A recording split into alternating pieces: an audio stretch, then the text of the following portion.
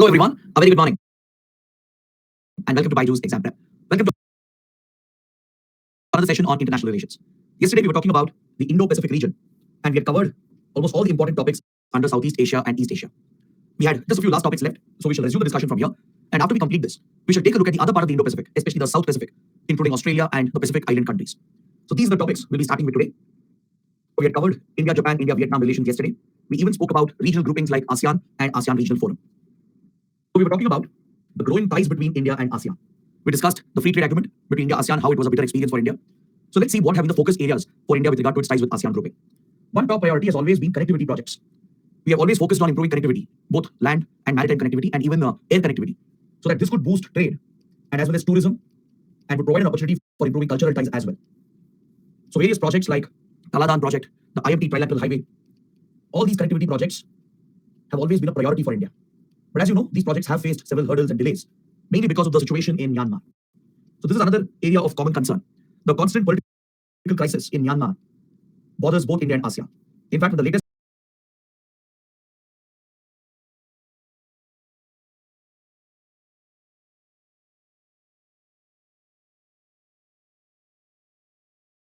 various projects like Kaladan project, the IMT trilateral highway, all these connectivity projects have always been a priority for India. But as you know, these projects have faced several hurdles and delays, mainly because of the situation in Myanmar. So this is another area of common concern.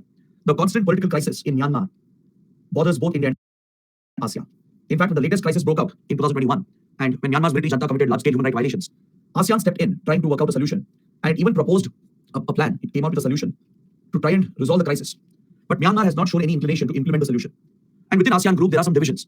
There are some countries which are pro-Myanmar. There are some who have issues with Myanmar's military dictatorship. So this internal split in ASEAN countries on the Myanmar issue has not been able to bring the right pressure, the diplomatic pressure, to make changes happen in Myanmar. India had supported the ASEAN solution to bring stability to Myanmar, but Myanmar has not implemented these measures. According to the solution, ASEAN countries were encouraging a complete halt to all the military operations in the country and a restoration of the democratic process. But Myanmar's military junta has not abided with the solution. It has cast away the ASEAN solution and the country has plunged into a crisis. But India had backed the solution of ASEAN and we were hoping for stabilization in Myanmar, which hasn't happened till now. So the constant instability and crisis in Myanmar affects many of our projects and investments as well. Along with that, for India, maritime security has become a top focus, especially under the Act East policy. As China has become more aggressive in the Indo-Pacific, India has prioritized maritime security, which includes military exercises, disaster management exercises as well. So as part of this enhanced military cooperation, India has even got access to a strategic port in Southeast Asia, which is the Sabang port that you can see here in the map, which belongs to Indonesia. You can see the island of Sumatra. This is the Sumatran island of Indonesia, which is very close to our Andaman Nicobar Islands. And it also lies right next to the Malacca Strait. It's right next to the Malacca Strait. Okay? This is the Malacca Strait here between Indonesia and Singapore. So Sumatra Island lies right next to it. At the northern tip of Sumatra, Indonesia has the strategic naval base and port called the Sabang port. India has gained access to the Sabang port, and the Indian Navy can use Sabang port for refueling, resupplies, and logistical support. So this allows India to further extend its operational range beyond the Malacca Strait into South China Sea and into the Pacific. So this is one important development that has happened under the Act East policy. As India has been more bold in its defense and security initiatives under Act East, Indian Navy has got access to Sabang port in Indonesia, which increases the operational range of the Indian Navy. We've also started carrying out many military exercises with these countries, with Vietnam, Thailand, then Singapore and Indonesia as well. And I was mentioning how we allow Singapore's armed forces to train in Indian facilities, right? So that is the kind of close military ties that are built. And Indian Navy constantly deploys into South China Sea and into the Pacific in the last at least 10-15 years. So this is a major improvement in India's military posture. Just like China projects its military power into Indian Ocean, India also has been projecting its naval influence into South China Sea and into the Pacific. So these have been the priority areas, including investments, even technological cooperation, especially the field of cybersecurity, mobile and internet communication, and even with regard to critical emerging technologies. New initiatives have been taken up. And these initiatives were reiterated when Prime Minister Modi recently attended the ASEAN East Asia Summit. So this is the special partnership that we share with ASEAN countries. Right? So now we have understood what's our focus with ASEAN group, and we also covered the important countries of the region. So let's wrap up and close this chapter soon by looking at a few other important groupings. Within the ASEAN setup, there is a separate defense initiative called ADMM and ADMM+. It stands for ASEAN Defense Ministers Meeting, to promote security relations amongst ASEAN countries, with special focus on maritime security. The ASEAN group has this platform where the 10 defense ministers of ASEAN countries meet, and this is called ADMM, ASEAN Defense Ministers Meeting. The meeting usually takes place once in 2 years, usually, but sometimes it can be held every year as well. So after the ADMM meeting is held, some of the closest partners of ASEAN are also invited for an ADMM+ meeting. So this includes the 10 defense ministers of ASEAN countries, along with Australia, China, India, Japan, New Zealand, South Korea, Russia, and the US. These are the closest partners of ASEAN. All right, these 8 countries, which are the major powers of the Indo-Pacific, from Russia to US, then Australia, New Zealand, China, South Korea, Japan, India, all these are the major Indo-Pacific military powers. So these 8 countries are also invited, and their defense ministers also participate. So totally 18 defense ministers come together to hold the ADMM Plus meeting. In the latest edition of ADMM Plus meeting, India's Defense Minister Rajnath Singh participated and pointed out India's concerns in the security domain. He raised India's concerns about counterterrorism. He pointed out the increasing risk of organized crime, radicalism in the Indo-Pacific, and he also pointed out Chinese aggression. He pointed out how some countries violate international rules and threaten others' integrity and sovereignty. That was a clear message to China as well. So India uses this platform to push all the security concerns India has, and it's a very important platform within the ASEAN and Indo-Pacific region to look at defense and security issues. All right, so for prelims, you should know what these platforms are: ADMM and ADMM Plus. Please remember the countries which are part of it. In ADMM, it's only ASEAN countries and their 10 defense ministers. In ADMM Plus, the 10 ASEAN defense ministers plus the defense ministers of these 8 major Indo-Pacific powers. Next, another important grouping of the region is the MGC, the Mekong-Ganga Cooperation. It's a sub-regional grouping. Within ASEAN, within Southeast Asia, there is a sub-regional group called MGC, the Mekong-Ganga Cooperation. It's named after the 2 major rivers of Asia, the Ganga River, which represents India, obviously, and the Mekong River, that represents the CLMVT countries. CLMVT countries, this is an acronym which India uses frequently, which refers to the Mekong Delta countries, that is Cambodia, Laos, Myanmar, Vietnam, and Thailand. We refer to them as the CLMVT countries. They're also called as the Mekong Delta countries because the Mekong River is their lifeline. The Mekong River is a major Southeast Asian river. It originates in China, flows into Myanmar, and then flows through Laos, Cambodia, Vietnam, and parts of Thailand as well. So for this entire region, the Mekong is absolutely critical, just like the Ganga is critical for India.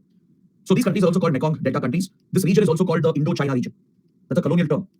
As it is sandwiched between India and China, this region, it was even called Indo-China. All right. So please know these geographical references and terms, again, for a map-based question in prelims. So for setting up closer ties with these Mekong countries, India has set up a separate platform called MGC, the Mekong-Ganga Cooperation. It was established in 2000 and focuses mainly on tourism, culture, education, transport, and communications. These are some priority areas, and India is a development partner for these countries. We have even given several lines of credit to offer concessional loans to fund development projects in these countries. For example, we have funded few education and healthcare initiatives. We are working on better transportation connectivity through IMT Trilateral Highway. There's a proposed railway link, the Delhi-Hanoi parallel railway link. Right? We were discussing this under India-Myanmar. So all these initiatives have been pushed by India. Then with regard to culture and tourism, India's Archaeological Survey has renovated several important sites, including Angkor Wat and other collection of Hindu-Buddhist temples in Cambodia and across the region. Understood? So this is a major initiative of India, but this grouping is not very, very important. You should just know what it is, which countries are part of it. You don't have to worry too much about this organization. Because MGC has kind of lost its relevance as we engage with these countries anyways with ASEAN group. But sometimes after the ASEAN East Asia Summit, India does have separate meetings with CLMVT countries. We do hold a dialogue at MGC platform as well. It does help us connect with Mekong countries. But again, it's only for prelims, not for mains, or you don't have to go into the details of the group. Just be familiar with what is this organization, which countries are part of it, and what is its objective. Is that clear? The focus is on improving economic, cultural ties, helping out each other, especially India. It provides concessional loans for developmental projects. We are looking to improve connectivity and trade. So these are some basic priorities of the MGC. Next, the other important grouping is the East Asia Summit. Every year after ASEAN Summit, it is followed by East Asia Summit. They both happen parallelly. Is that clear? That's why it's called East Asia Summit, ASEAN Summit, or ASEAN East Asia Summit. They are held back to back in the same country within a couple of days. And this important grouping of Indo-Pacific was established in the year 2005. And India is one of the important members of this grouping. Is that clear? The membership of East Asia Summit is exactly the same as ADMM Plus. If you can remember the members of ADMM Plus, it's the same countries which are part of it.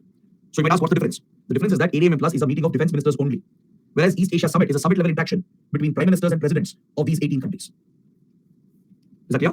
East Asia Summit has a set agenda. There are specific priority areas which are identified based on which countries discuss and consult each other. So these 18 countries meet at the leadership level, at the level of head of states and of governments. So prime ministers and presidents participate. That's why it's a summit-level interaction. Whereas ADMM Plus is just a defense ministers meeting. That is the primary difference between the two. So these 18 countries, 10 ASEAN countries, and India, Australia, New Zealand, China, Japan, South Korea, Russia, and US, they get together every year to discuss the key security, economic, and even political issues of the Indo-Pacific region with focus on Southeast Asia. You can also take a look at the map that depicts the members of East Asia Summit for a better idea. Right? So since its establishment, the East Asia Summit has been focusing on these priority areas: environment and energy, education, finance, global health issues and pandemic diseases, disaster management, and ASEAN connectivity. Along with that, they are focusing on some security issues as well, like organized crime and counterterrorism.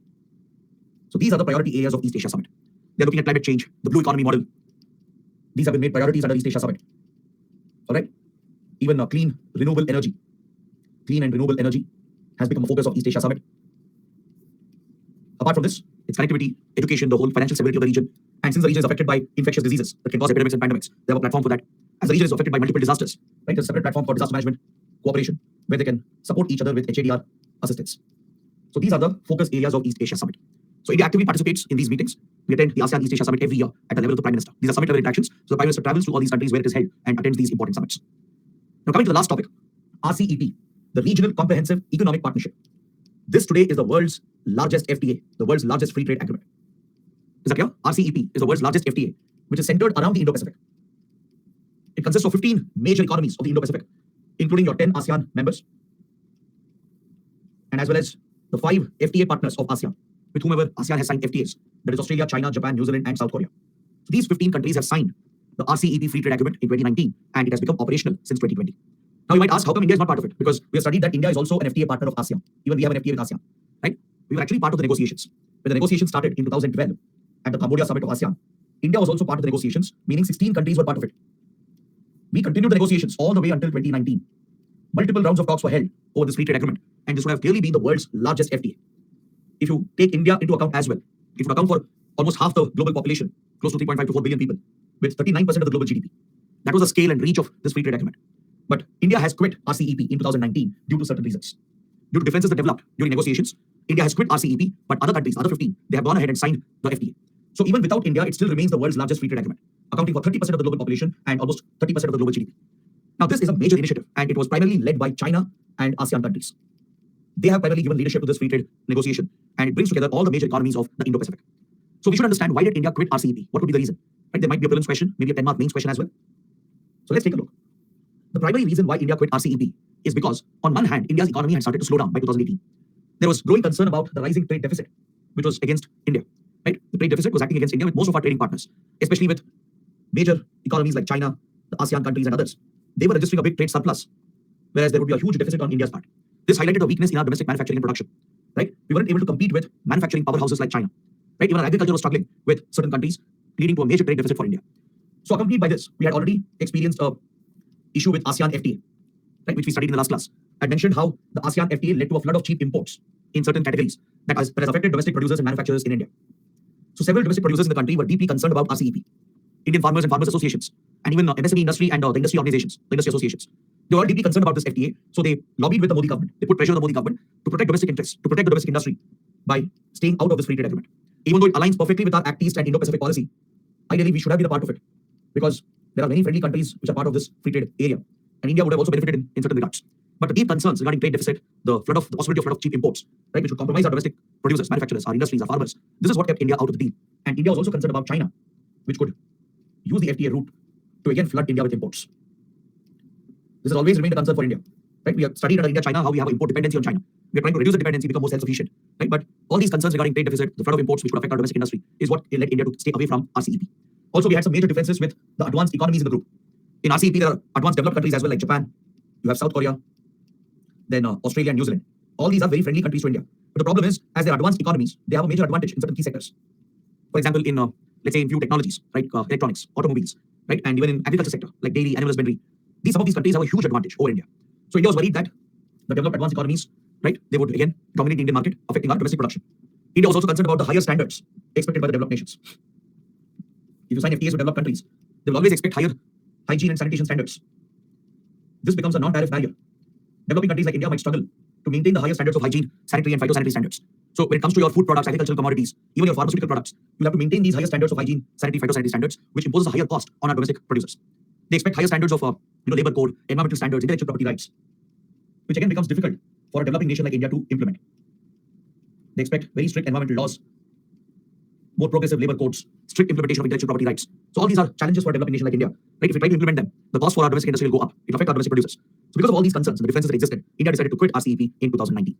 Is that clear? But the door is always open. The other countries, they know that India brings a lot of value. Right? They look at the size of the Indian market.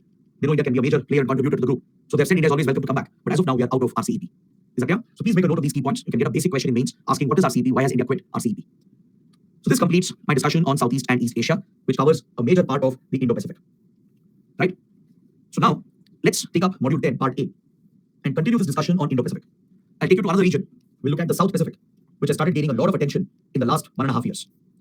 We'll examine our ties with Australia, and we shall also take a look at the Pacific Island countries, which have been gaining a lot of attention in global geopolitics. From China to India to US, all these major Indo-Pacific powers, they're trying to attract the Pacific Island countries. Some major developments have happened in the last 15 to 18 months, which makes this region extremely important as part of the Indo-Pacific. So let's take a look. Let's understand these important relations as well. So before we start with Australia, I want you guys to first understand where exactly is the South Pacific located, right? Which are the major island territories present in the Pacific region, in the North and South Pacific region.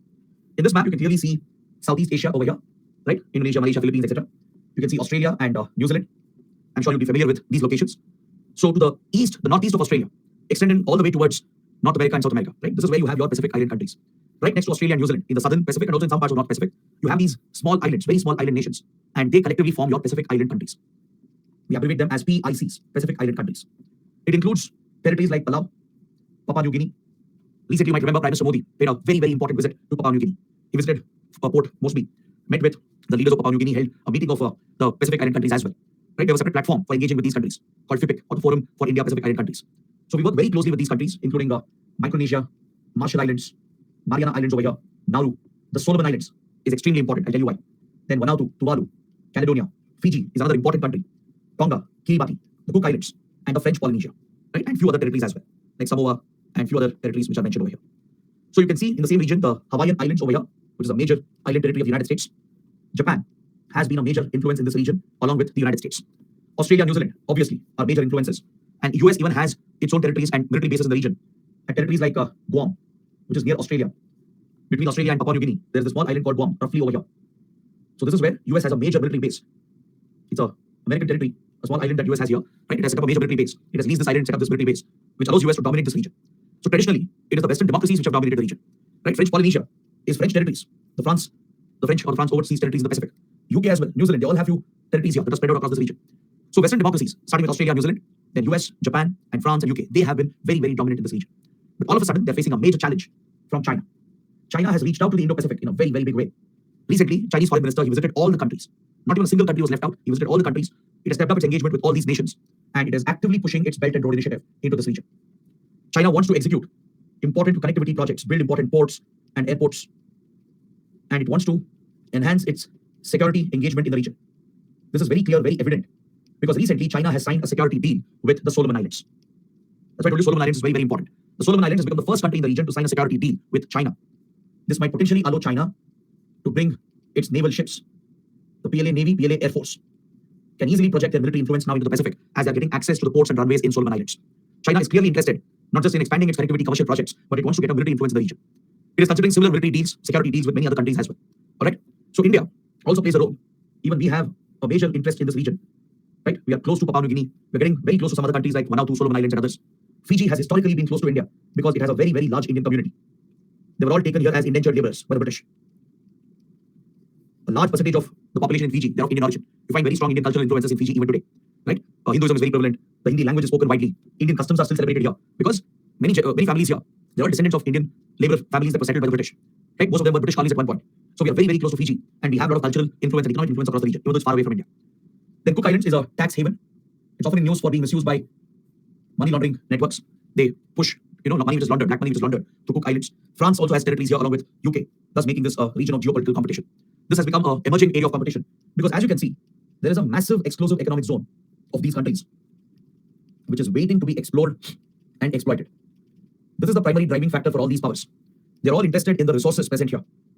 These small island nations, even though their territories are very small, they all have very large EEZs. You can see here, the dotted boxes, they are depicting the exclusive economic zone of these island nations.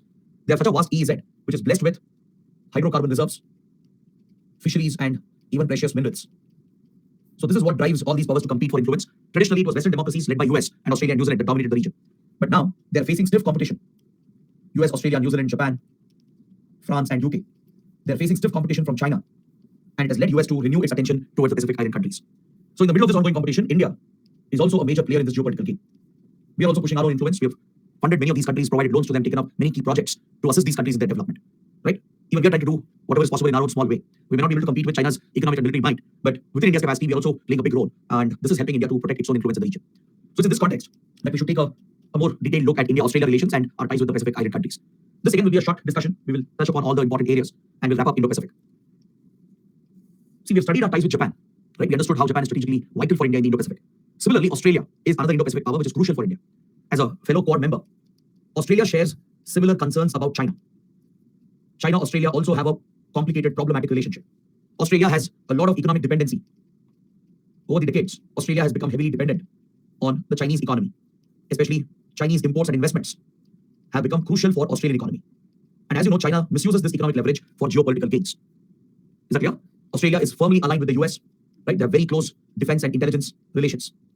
They're already part of the Five Eyes Alliance, the Five Eyes Intelligence Initiative, right? Which includes the US, Canada, then UK, Australia, and New Zealand.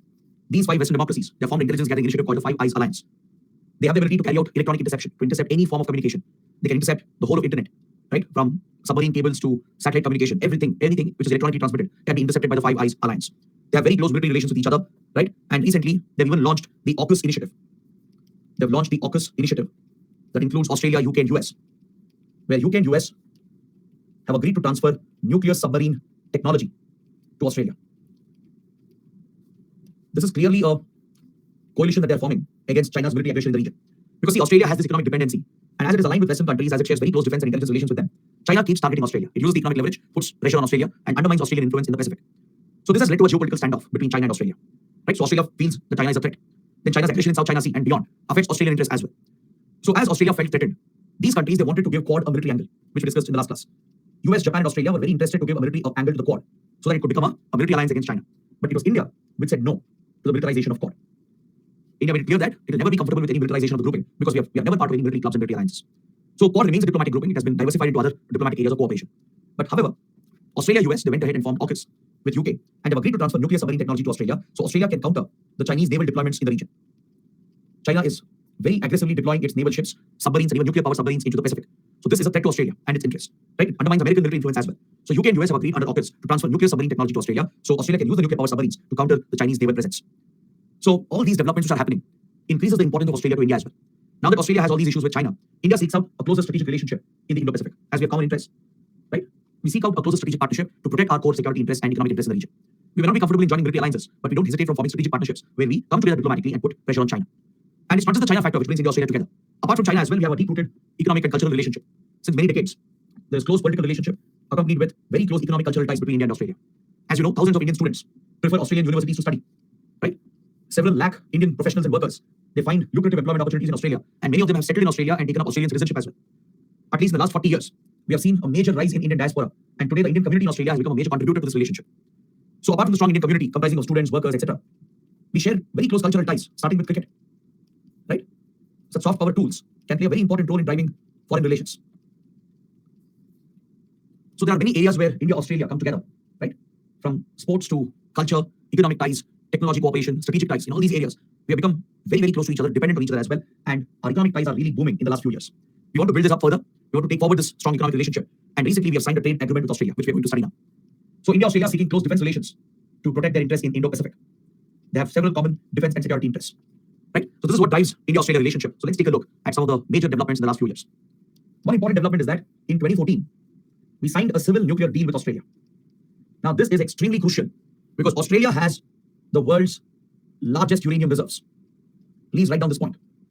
Australia has the world's largest uranium reserves and it's the world's largest producer, the second largest producer. It's the second largest producer of uranium. Is that clear? Now, why is this critical? It is critical for India because we don't have enough uranium reserves.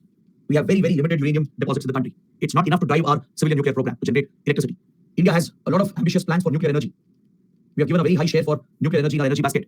We want to transition away from thermal power. Right now, majority of electricity in India, almost 58 to 60% of electricity, is generated through thermal sources, that is coal-based power plants. Is that clear? As you know, coal is a fossil fuel contributing to emissions and pollution, right? It's also inefficient as well. So we want to move away from our coal dependency, reduce our dependency on thermal power, transition to cleaner renewable forms of energy, like nuclear energy. Nuclear energy is cleaner, right? It's seen as a solution to tackle emissions. So India has pioneered the technology. Now, I'm not talking about the weapons program. I'm talking about the civilian program for electricity generation. Problem is we are deficient in uranium.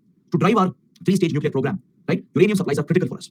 So Australia can become a reliable supplier in the future, right? That's why the civil nuclear deal with the world's largest reserve of uranium is absolutely important. It's the second largest producer as well. Is that clear? So any idea which is the largest producer of uranium in the world? Which country is the largest producer? Which country is the largest producer of uranium? Does anyone know? China, USA, Afghanistan.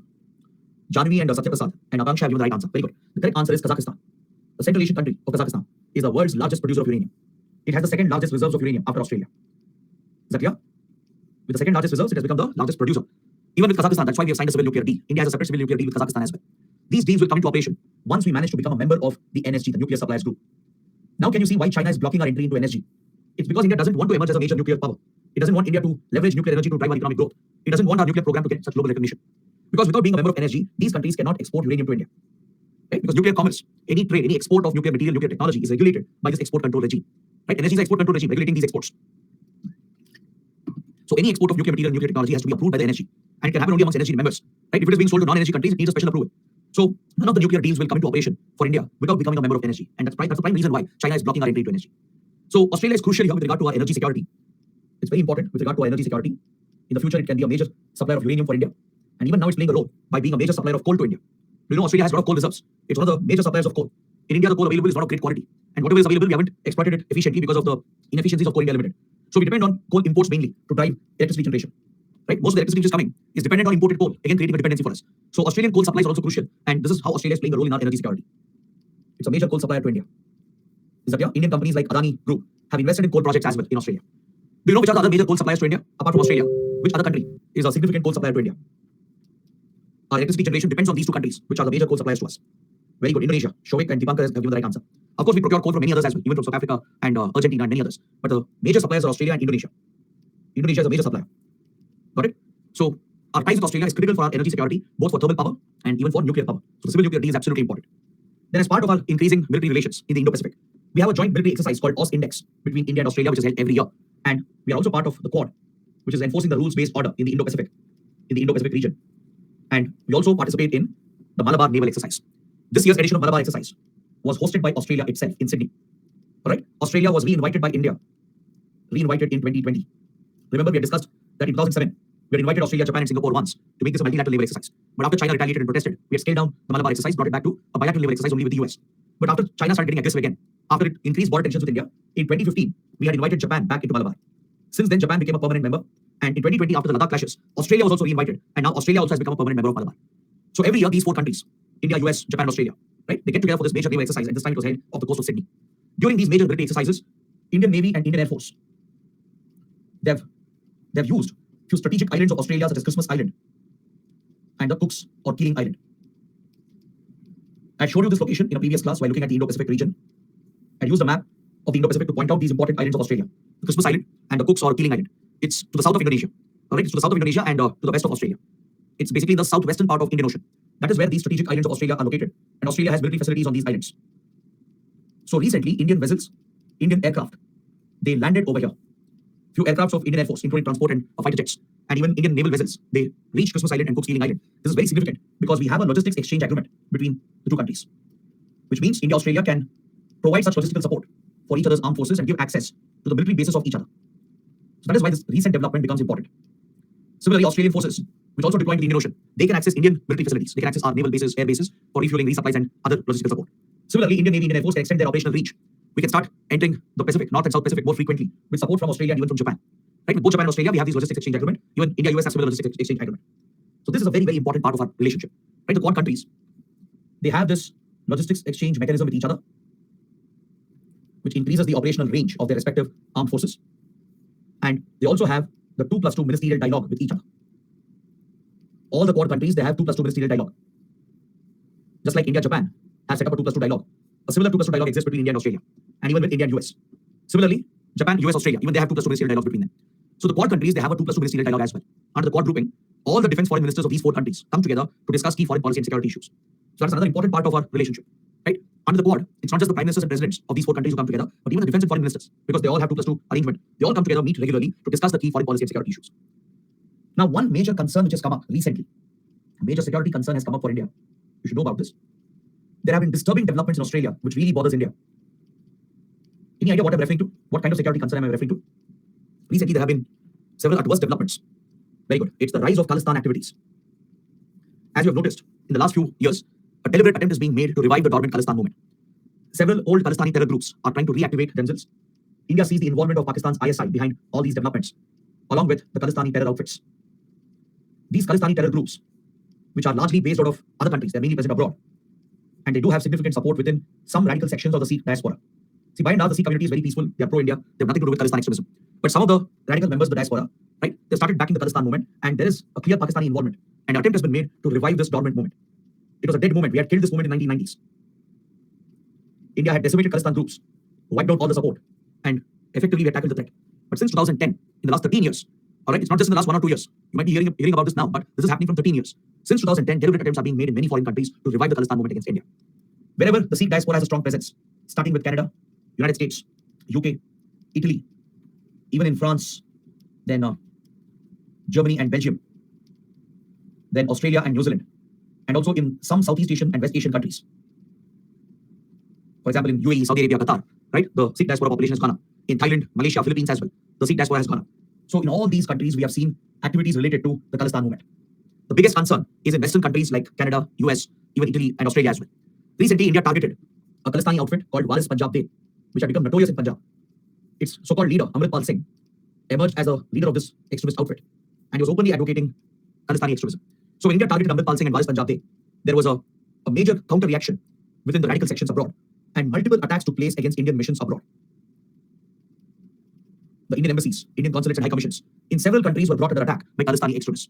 You all would have seen how the Indian flag was brought down at the Indian High Commission in London, right? Similarly, in San Francisco, our consulate was attacked by Khalistani extremists. This has happened in many other parts of the world, and particularly in Australia, a strong Khalistani presence is being noted in Brisbane, Melbourne, and in Sydney. A lot of pro-Khalistani activities are being noticed. Several Hindu temples have been defaced. Indian diplomats are being threatened. Indian missions are being attacked. Right? This is the rising concern, and this has even led to clashes between pro-Khalistan and pro-India outfits. If these Khalistani organizations are carrying out these attacks and protests and rallies, they are being met with counter-protests by the pro-India groups. The other Indian students and workers who are pro-India, they have conducted counter-protests and rallies. It has led to clashes between these different organizations as well. So this has become a major concern for India, and India is keeping a close watch on these developments. Not just the Ministry of External Affairs, but even India's intelligence agency, RAW, has stepped up its surveillance and covert operations in Australia to target the Khalistani outfits. So this is where we expect close cooperation from Australia, and unlike others, unlike Canada, Australia is very different. It is very, very supportive and cooperative with India. It has promised all support to India.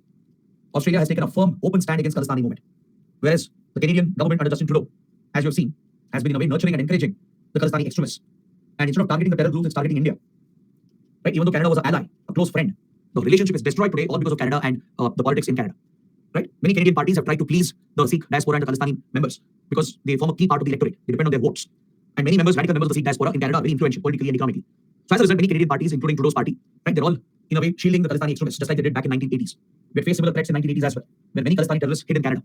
So today, our relations with Canada is almost destroyed because of the Khalistani movement and how Canada has nurtured and supported and encouraged the extremists.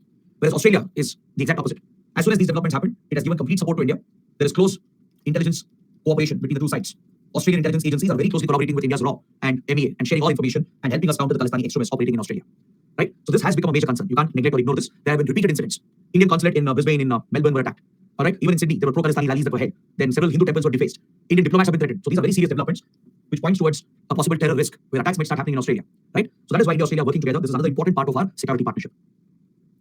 Now, apart from these strategic economic ties and defense and security relations, we have recently signed a trade agreement. A very important trade agreement was signed last year. It's called ECTA, the Economic Cooperation and Trade Agreement.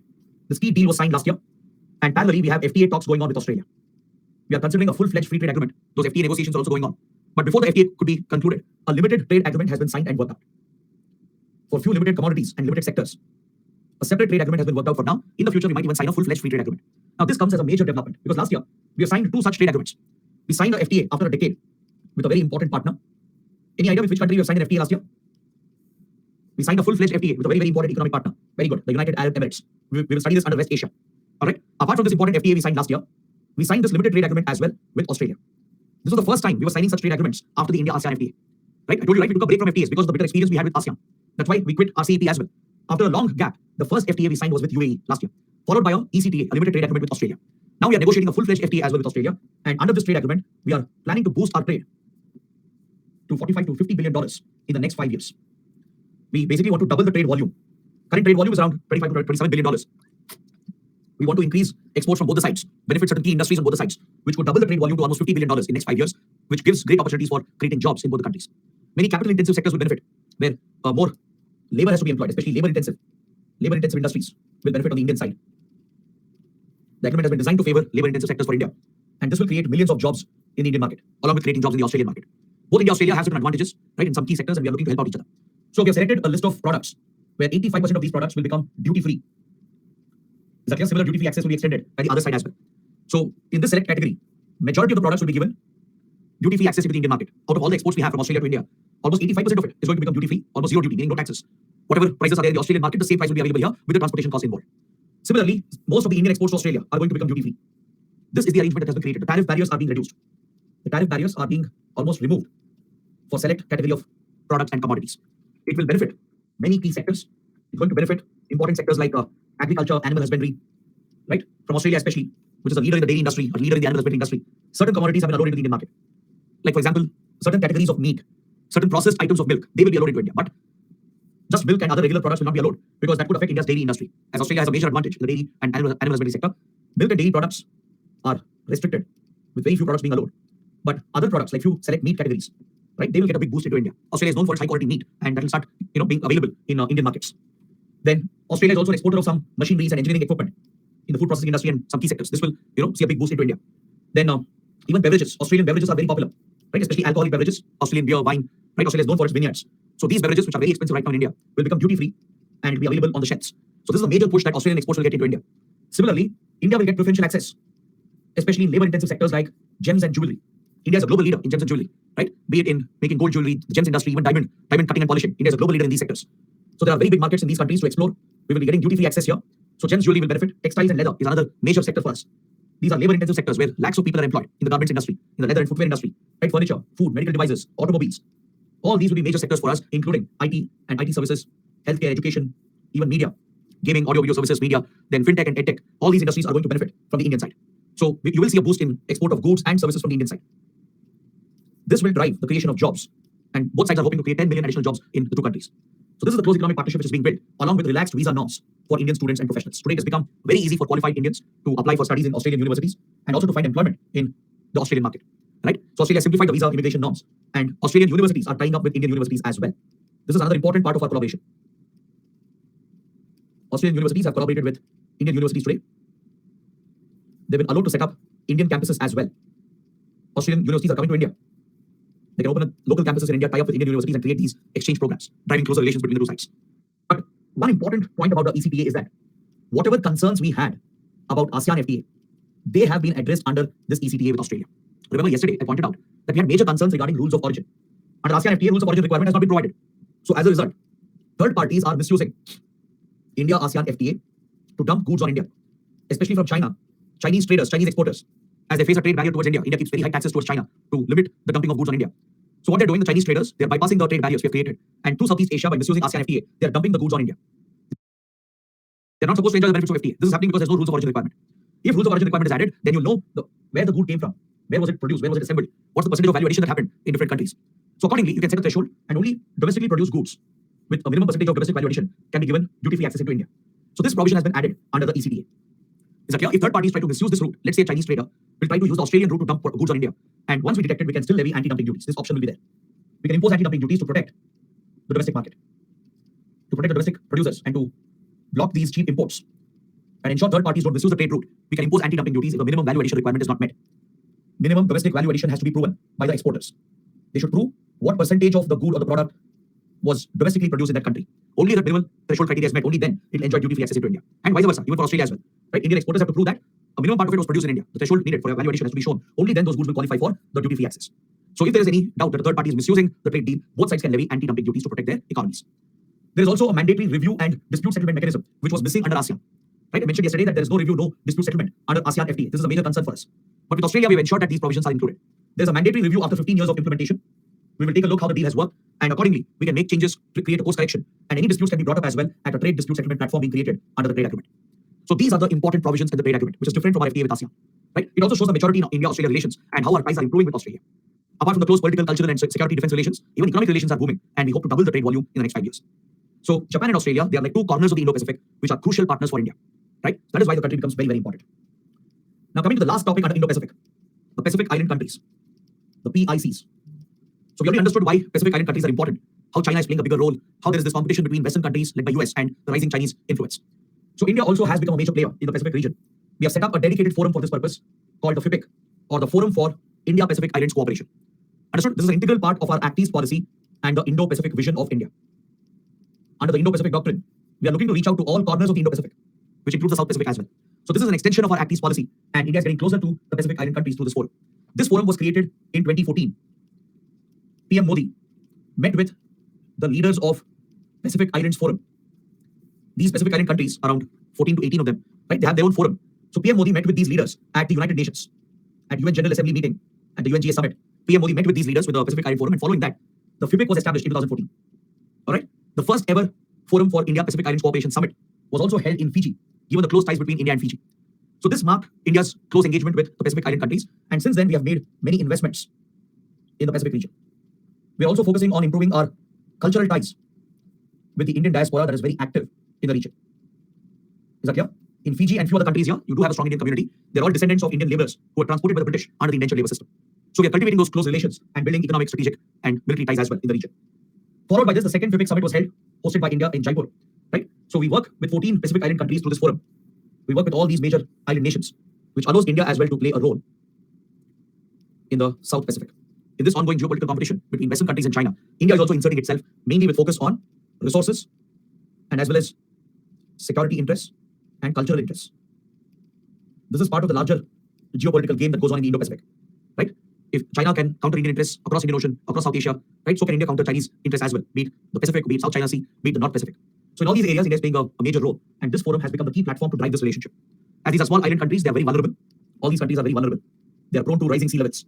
They are threatened by climate change, right? So there is focus on more sustainable practices, renewable energy, disaster management, because they are going to be affected by extreme weather events, which are driven by climate change. So they need help and assistance in disaster management. They need help in basic socio-economic development, in education, healthcare, agriculture. So this is where India wants to become a key partner for these countries. So this platform helps us to provide this assistance that the countries need and protect Indian interests as well and promote Indian influence in this region. So recently, the third FIPIC summit was held just a few weeks ago. It was hosted by Papua New Guinea at Port Moresby in May 2023. Is that clear? PM Modi participated in the summit. He visited Papua New Guinea after the Quad summit in Japan. Japan was hosting the Quad and the G7 summits earlier this year. So after participating in these meetings in Japan, India was invited for G7 as well. As a guest country, we were participating in G7 meetings as well. So after finishing the Quad and G7 meetings, PM Modi landed in Papua New Guinea to attend the third FIPIC summit. So this has further promoted our close relations, and we've announced many major initiatives, and you have to make a note of this. There can be a 10 marks question asking you to explain India's interest in the Pacific region and asking you to detail our ties with Pacific Island countries. We have launched a 12-point development program to help these small countries in the healthcare sector. For example, they've struggled during the pandemic. Many people here, they suffer from disabilities. So we want to help them with the Jaipur foot, which India is known for. Essentially the synthetic support, which is given through the Jaipur foot, right, for people who are disabled, right? India is a leader in producing such limbs, synthetic limbs, which can help the disabled people. So India wants to help these countries in combating diseases, in dealing with all healthcare challenges, including disability. We want to help them in the cyber domain, in the adoption of clean energy, in clean water, and supporting the local industries and agriculture. So a 12-point development program has been adopted at the summit, and India will be investing in a major hospital in Fiji. India will be investing $few million to set up a super specialty cardiology hospital in Fiji, along with dialysis units and sea ambulances in all the countries. Sea ambulances are critical here, right? So India will set up a major hospital in Fiji with mobile dialysis units and sea ambulances that can bring patients from all the Pacific Island countries to this hospital in Fiji. Right? So because transportation connectivity is a challenge here, so sea ambulances to seaplanes will be critical, and Jan Aushadhi centers will come up to provide affordable drugs, especially generic drugs produced in India. As you know, India is the pharmacy of the world. India is known as the pharmacy of the world. We are the world's largest producer of generic medicines and even vaccines. Right? Many developing and underdeveloped countries, they depend on India's pharma industry. Their healthcare sector depends on India. Like Africa, for example. India is the backbone of Africa's healthcare industry. Right? Our hospitals, our pharma industry, biotech industry, they are the backbone of Africa's healthcare system.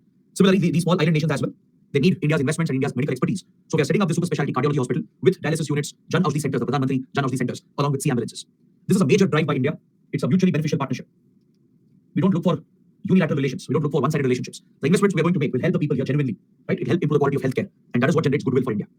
We're also looking to support the small, medium industries present here by providing them easy credit, access to technology and expertise to scale the small industries.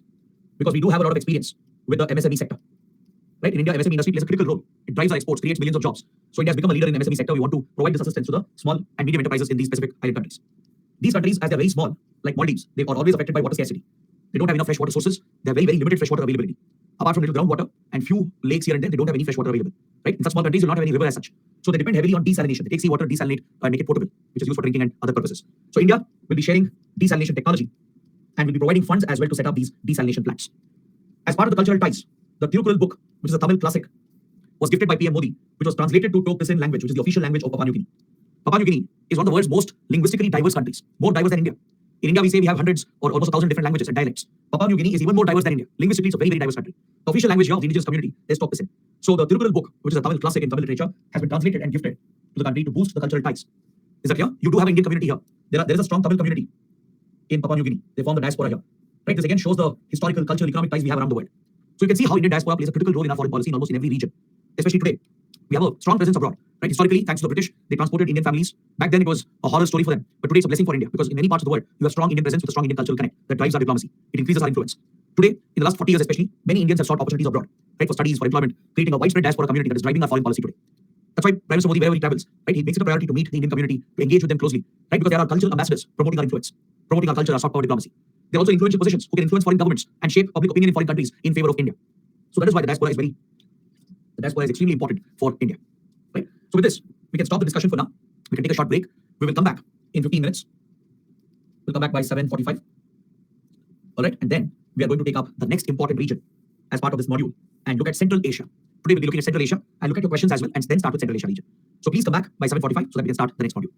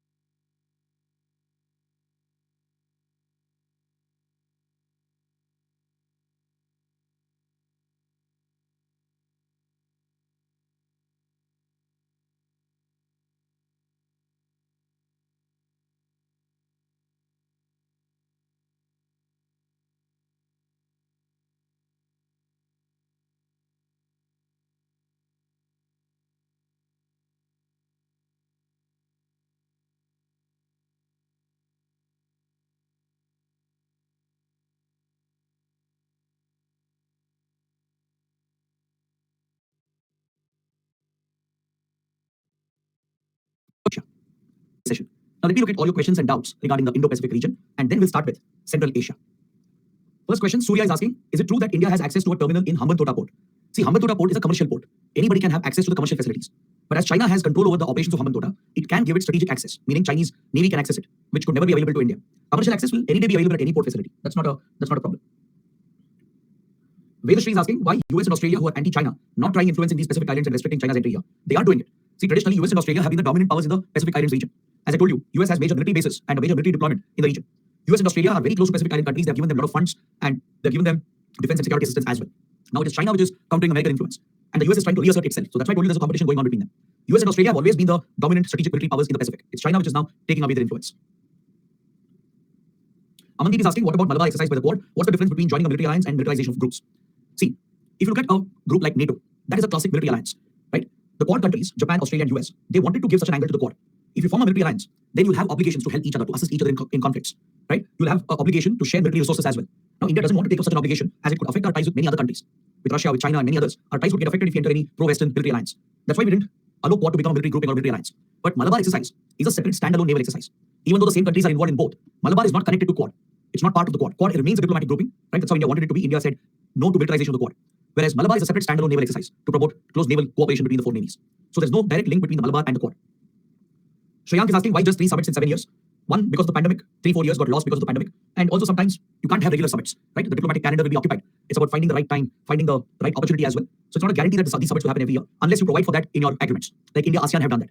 India ASEAN I mentioned, right? We have agreed to hold annual summits at any cost. So every year India ASEAN summit will happen. With Central Asia as well, we have recently agreed to hold summits every 2 years. So that gives more regularity to your interaction. With the FIPIC, the Forum for India Pacific Islands countries, we don't have that organized way of holding the summits. That's why we only had 3 summits in the last few years.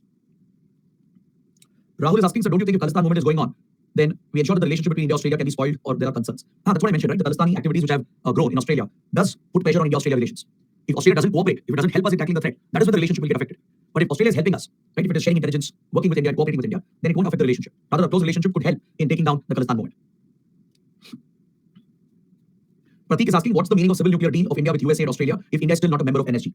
These civil nuclear deals are preparation for final membership of India's membership to NSG. Right? Prior to becoming a member to NSG, we are signing many civil nuclear deals. Right? In a way, this lays the groundwork. It creates the foundation for transfer of nuclear material and nuclear technology to India.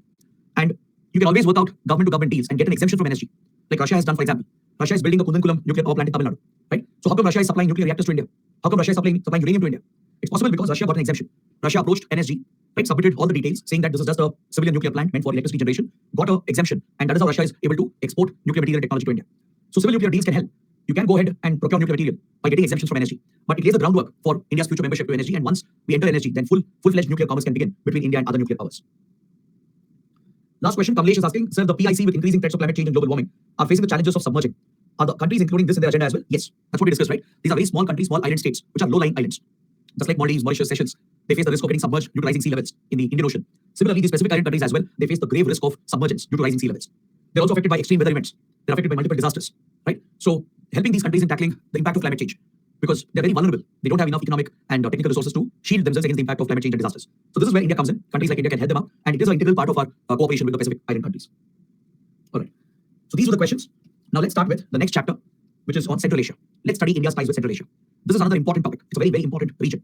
But it's a small topic. We can cover it quickly. So I've given all the required points in the slides in the PPT.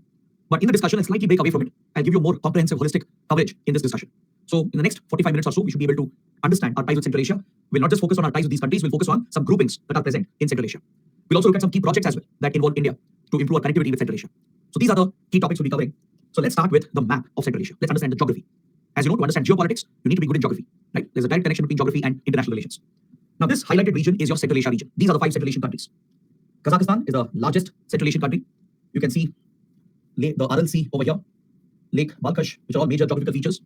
Then you have Kyrgyzstan, Tajikistan, Turkmenistan, and Uzbekistan. All right, there are 5 Central Asian countries. It's bound by the Caspian Sea over here. This here is Eastern Europe and Eurasia region. The Eurasia and the East Europe region. This would be West Asia over here, South Asia, right? And this here is East Asia. This is China, basically. You can see Lake Baikal as well here in the same map. Then you have Mongolia, and of course, Russia. So this is exactly where your Central Asia region is located. Now, this whole region comprising of these 5 Central Asian countries, they were all part of the erstwhile Soviet Union. I'll go point-wise. I suggest you write down the key points along with me. These Central Asian countries They were all part of the former Soviet Union. They were all Soviet republics. So in 1991, when Soviet Union collapsed and disintegrated and the Cold War came to an end, that is when these former Soviet republics, they broke away from Soviet Union and declared their independence. We saw the same happening in Eurasia and East Europe as well. Right? That's how Ukraine, Belarus, and your Baltic countries like Estonia, Latvia, Lithuania, all these countries were born. Even Azerbaijan, Armenia, Georgia, in Eurasia, all these countries were born right from Soviet Union itself. So the collapse of Soviet Union, the end of the Cold War, was a major geopolitical development. It changed the geography of the region itself. All these new independent countries were born, and Russia became the successor state to Soviet Union. So these Central Asian countries, which were former Soviet republics, they remain very, very close to Russia even today. If you ask me which country is the most influential here, the answer is Russia. Russia has tremendous influence all over Central Asia because all these were former Soviet republics. Even today, Russia maintains very close political, security, and economic ties. It has even formed a military alliance with some of these countries. All right, there is close military cooperation. Russian troops are also deployed to help out these countries if they face any internal problems or security threats. Please find out which security grouping I'm talking about. That's a small homework for you. There is a close security arrangement between Russia and Central Asian countries, and Russia forms a military alliance here. So find out which military grouping it is. All right. So Russia has big investments. Russia has many Soviet-era military factories present here. Even Russia has a spaceport from where it launches its space missions. They are located in Central Asia. Right. Apart from Russia, it is China, which is extremely influential. This here would be the Xinjiang province of China, which is home to the native Uyghur Muslims. Xinjiang, as you know, is a problematic region for China. Uyghur Muslims have rebelled against Chinese annexation and control, leading to destabilization of the region. So China is very concerned about stabilizing Xinjiang, and as a result, it pursues close security and military relations with Central Asian countries. Because the Uyghur terror groups like ETIN, the East Turkestan Islamic Movement, they have close connections with other terror groups operating along the Afghanistan-Pakistan belt. So Central Asia also is affected by radicalism. There is rampant organized crime, and there are terror groups that have a presence as well in the region. They are mainly connected with the terror belt in the Afghanistan-Pakistan border. There exists a direct link over here. The terrorism from Afghanistan-Pakistan border has spilled over to Central Asia, contributing to radicalism and terrorism and even organized crime. Drug trafficking, arms trafficking is very rampant in Central Asia. So this remains a major security challenge. The other important point here is Central Asia is blessed with tremendous resources. It's a very resource-rich region. Many experts they say that almost every element of the periodic table is found here, and all key minerals are found in sufficient quantities. For example, let me just jump to this slide to give you a better picture. If you look at Kazakhstan, as I told you earlier, it has the world's second largest reserves of uranium, and it is the world's largest producer of uranium. So no wonder India has signed a civil nuclear deal with Kazakhstan. It can become a reliable supplier of uranium to India in the future to power our nuclear program. All right. Then if you look at, let's say, Uzbekistan, it has large reserves of natural gas, which is critical for our energy security, along with uranium and other precious metals like gold. Turkmenistan is blessed with the fourth largest reserves of natural gas. That's why we have a project called the Tapi pipeline, the Tapi gas pipeline, which connects Turkmenistan with Afghanistan, Pakistan, and India. This is an ongoing project. The project was nearing completion, but now it has been disrupted because of the Taliban takeover in Afghanistan. So the project remains as it is. It's come to a standstill right now. It was backed by the US when US was still having a presence in Afghanistan. US was actively supporting this initiative. It encouraged India to be a part of it. And the idea was to bring natural gas from Turkmenistan. It has a major gas field called the Galinish natural gas field. From here, the pipeline would connect with major cities in Afghanistan like Herat and Kandahar. It would pass into Pakistan to connect with Quetta and Multan, and then reach India at the Punjab border to land at Fazilka, which is a border town in Punjab. This was the alignment of the Tapi pipeline. India had concerns about the project because it was passing through the stronghold of Taliban. Kandahar, as we have studied, is a stronghold of the Taliban. It passes through problematic areas in Pakistan as well. So we were always concerned about terror groups targeting the pipeline or Pakistan cutting off access to India due to tensions in our relationship. But still, US pushed India to join this initiative, and we were hoping that it could transform the region. The project was going on. Part of it has been completed, but it has come to a halt. It has stalled right now because of the Taliban takeover in Afghanistan. So we don't know the future of Tapi pipeline. But the fact that it has the fourth largest gas reserves and we had a pipeline project going on in itself is a significant fact. All right. And also note, Turkmenistan is one of the few countries in the world which has declared neutrality in geopolitics. There are a few countries like Switzerland, Norway, right, Turkmenistan, and a few others. They have officially declared neutrality in all geopolitical matters, meaning in wars and conflicts, they don't interfere, they don't meddle, they don't take sides. Understood? They act as neutral mediators if required, or they stay out of any such wars and conflicts. And they don't join any groups or military alliances where there's a clear military or security angle involved. That is why Turkmenistan is not a member of the SCO, the Shanghai Cooperation Organization. We will study SCO at the end of this chapter. It's a major regional grouping which is largely based out of Central Asia. The main focus of SCO is on Central Asia. So SCO has a military angle to it. It's a military grouping as well. Right? There is a clear security angle to SCO. So that is why Turkmenistan has stayed out of it. Turkmenistan is not a member because of its policy of neutrality. It doesn't take sides in geopolitical conflicts, doesn't take one side against another, and it doesn't join any military alliances and remains neutral in geopolitics. Then you have Tajikistan. We have historical civilizational ties with Tajikistan, even with Uzbekistan as well. And it's blessed with hydroelectric potential. Kyrgyzstan is blessed with gold and hydroelectric potential. Right? Apart from this, there are many precious minerals spread out across Central Asia like iron ore, coal, hydrocarbons, gold, lead, zinc, molybdenum, even copper, and rare earth elements, rare earth metals. And several critical strategic minerals are also found in Central Asia. Is that clear? Critical strategic minerals are found, including some rare earth elements. So that is how resource rich the region is. So that is the reason why it has become another source of geopolitical competition. Understood? every major power is interested in the resources of Central Asia. Russia is already influential and dominant. Then there is China, which has aggressively expanded its Belt and Road Initiative. Very soon, the BRI summit is going to be held. In just a few days, the BRI summit will take place right now. You will see that in current affairs as well. China has actively pushed the land component. The Silk Road economic belt has been actively pushed into Central Asia, and China has already invested billions of dollars to build highways, railway link, and pipelines that connects China with many Central Asian countries. And these projects further extend into Eurasia, West Asia, and Europe. So China is extremely influential after Russia, mainly because of its proximity. Right? It shares direct borders with Central Asia through Xinjiang province. It has direct connectivity to the other side. And it has got billions of dollars in investments to Belt and Road Initiative, and it has executed these key projects, which gives China a good hold on the resources of Central Asia. Then United States and European Union also remain major powers in the region, and the US even has a few military bases in Central Asia. It has access to a few military bases. In fact, when US invaded Afghanistan, initial invasion began from the north, from Central Asia into Afghanistan. This is where US troops positioned themselves with all the military equipment, and these bases were critical in the Afghan war. US was getting military equipment, resupplies, additional troops through some of these bases present in Central Asia. Later, Pakistan also provided access. Pakistan became critical for the supplies, but Central Asia was also relied upon by US to fund and sponsor the Afghan conflict. European countries, especially European Union, has its own influence. Then several other powers as well. Some of the regional powers like India, Turkey, Pakistan, Iran, even these countries are very, very influential in Central Asia. So it's a major competition between them. Even other Western powers like Japan and Australia are looking to play a role in Central Asia. Even they are being interested in Central Asian resources. Right? So this is a major geopolitical game, a great game that takes place in Central Asia region. The region is very volatile. There are many security and political challenges in the region. All right? And the region remains backward as well in terms of its development. It's not a very developed region. There is a lot of poverty, education, healthcare is still a challenge, connectivity is still a challenge, right? And the security threats, which I was mentioning, radicalism, organized crime, terrorism, and even political challenges. There have been many military rules or dictatorships, right? You don't have democracy across this region as well. So all these remain a challenge and a threat. And you witness this great game, a geopolitical rivalry of sorts between all the major powers going on in Central Asia. Now, if you pay attention, you'll also notice that Central Asia is landlocked, surrounded by land on all the sides. This becomes a very big limitation for exploiting the resources. As it is landlocked, connectivity is a challenge which hampers the exploitation of resources. Especially for India, the challenge is more severe because we have no direct connectivity. This is the key point I was getting to. Now, if you look at the map again, observe closely. India claims to have a small border here with Afghanistan. A border of around 96 to 106 kilometers is supposed to exist between India and Afghanistan. That is from Jammu and Kashmir. If you move towards Gilgit-Baltistan, we were supposed to have a small boundary here that would connect us with this narrow land corridor of Afghanistan. This was supposed to be an India-Afghanistan border, which would have connected us with this narrow land corridor here, which is called the Wakhan corridor, towards the Hindu Kush mountains. In northern Afghanistan, right, towards Hindu Kush mountain ranges, you have the Wakhan corridor, which is a narrow land corridor of Afghanistan that would connect India's Jammu and Kashmir and Gilgit-Baltistan with Afghanistan. But unfortunately, we don't have this border on the ground in reality, because Pakistan has illegally captured these territories. This is Pakistan-occupied Kashmir, right? This is where Indian control ends, at line of control, at LOC. Beyond that, Pakistan has captured these territories of Kashmir and Gilgit-Baltistan, and thereby, we don't have direct connectivity with Afghanistan.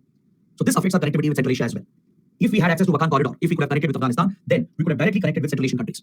Because Afghanistan has borders with Turkmenistan, Uzbekistan, and Tajikistan. But this connectivity is not possible because of Pakistan occupying Indian territory. So the only other option here would be to depend on transit access, which would be given by Pakistan.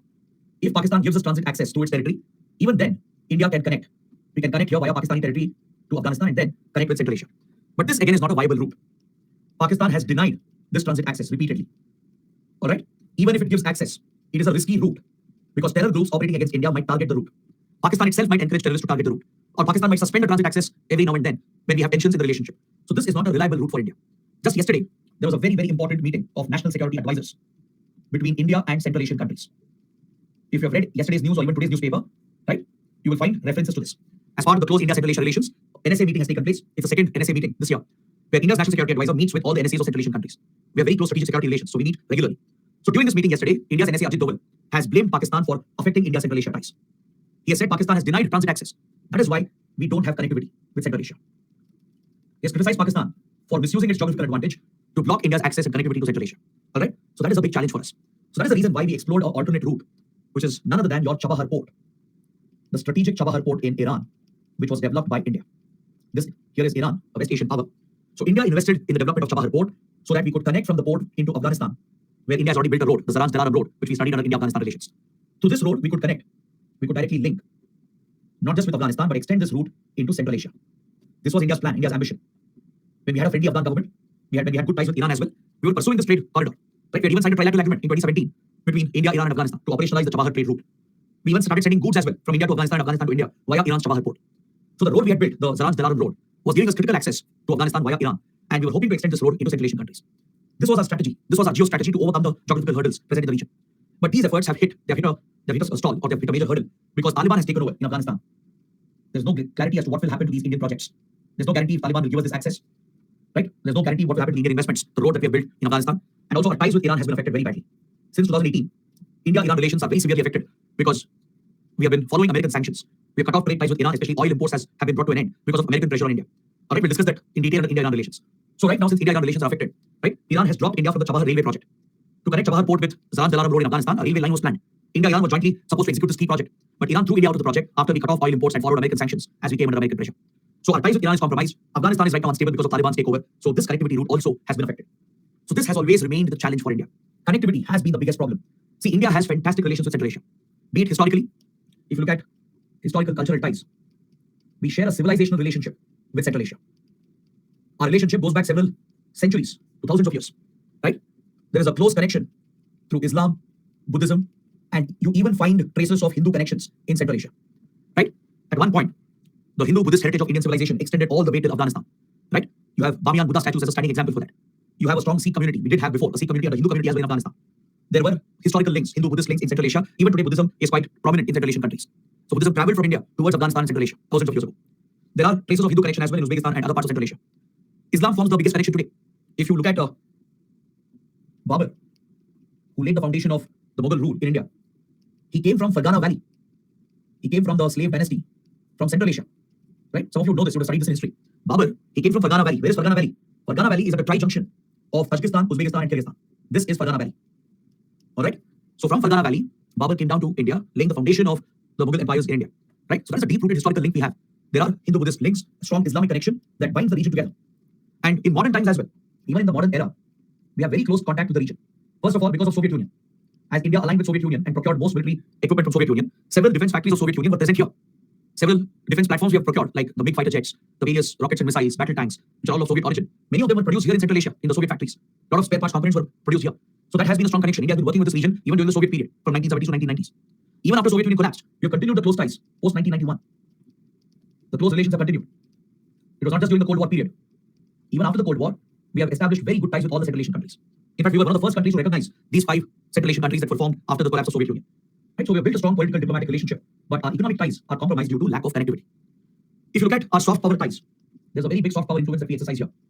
Apart from the religious link through Islam, Buddhism, and Hinduism, there is another soft power influence you find that goes back to at least 60, 70 years. Since 1950s, 1960s, Bollywood movies and songs are extremely popular in this region.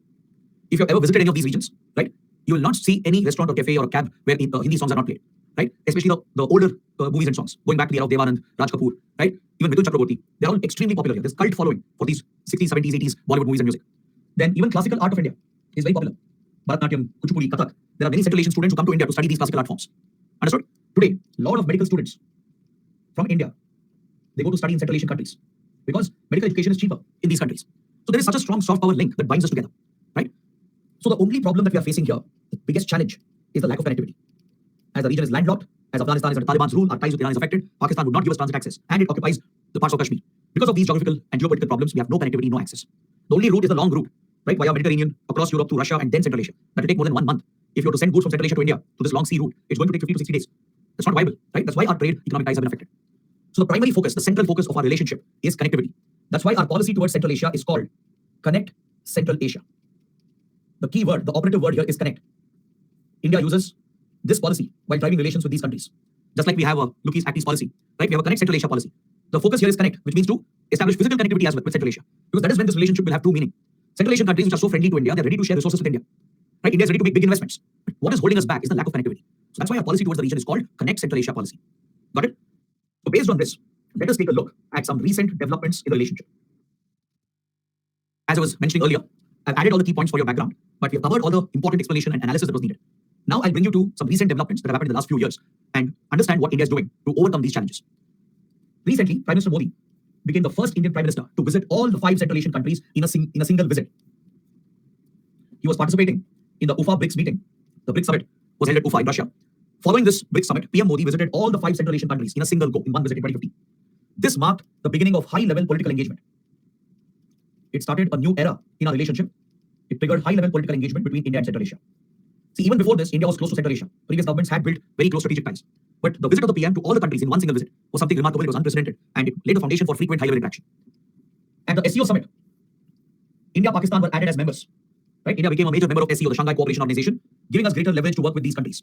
Projects like Tapi gas pipeline also gave a major push for Indian influence in the region.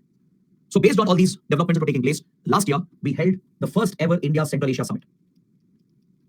In 2022, on the occasion of our Republic Day, we had invited all the Central Asian leaders as the chief guests for the Republic Day parade. I'm sure you know that every year during Republic Day, we invite a foreign leader or a group of foreign leaders from a particular region, right? This is not just a formality. It's a very important diplomatic move by India. It's a symbolic gesture, right? I told you, right, symbolism holds a lot of value in diplomacy.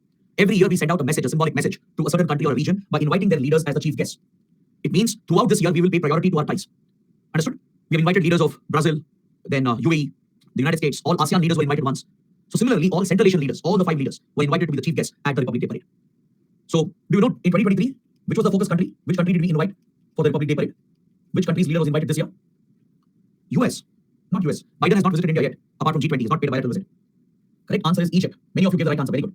Egyptian President Al-Sisi was the chief guest, meaning we will prioritize our ties with Egypt. That's why Egypt was invited as a guest country as well for G20 summit. Right? Recently, we have signed some important deals with Egypt as well. So every year we do this. We invite a foreign leader as a chief guest, and it's a symbolic gesture that we are going to prioritize our ties this year. So last year we had invited all Central Asian leaders. They were about to attend the summit as well.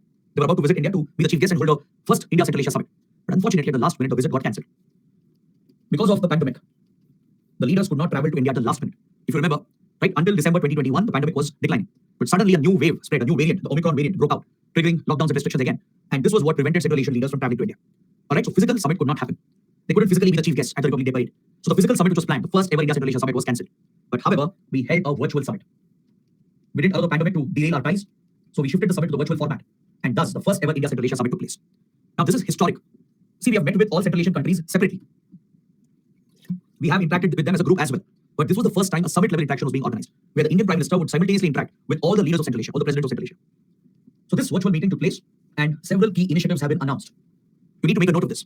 Both sides have agreed to hold this summit every 2 years, which gives regularity to the summit. It will not be some one-off interaction, which happens once in a while. It will happen regularly, every 2 years. So in 2024, in just a few months, there will be another India Central Asia summit, the second India Central Asia summit. In between the summits, they will hold regular meetings of their foreign ministers, trade ministers, culture ministers, and the national security advisors. This was the meeting I was referring to, which took place yesterday. In a year, at least 2 meetings are planned between NSAs of these countries. So at the start of 2023, there was one NSA meeting, right, when Taliban took over Afghanistan as well. Even then, India had invited all the NSAs together to discuss the security situation, because whatever happens in Afghanistan affects India, affects Central Asia as well. So now this has become a regular interaction between these senior ministers and national security advisors. A permanent secretariat has been established in Delhi to lead this summit, to follow up on the decisions and to take care of its implementation. All right, a permanent secretariat has been created, an executive office which will function from New Delhi to hold and organize the summit, to plan these meetings, and to implement all the decisions taken, to follow up on the initiatives, and to ensure that we see success in this relationship. They are focusing on trade and connectivity, the number one priority. They're focusing on development cooperation, as these are backward countries slightly. India is going to help them. We are going to provide loans and line of credit and make investments to drive their development. Defense, security, intelligence sharing is another top focus for both the sides, apart from cultural and people-to-people contacts. These are the focus areas of India Central Asia relations. They have set up a round table for energy and connectivity. Right? India can procure oil and gas.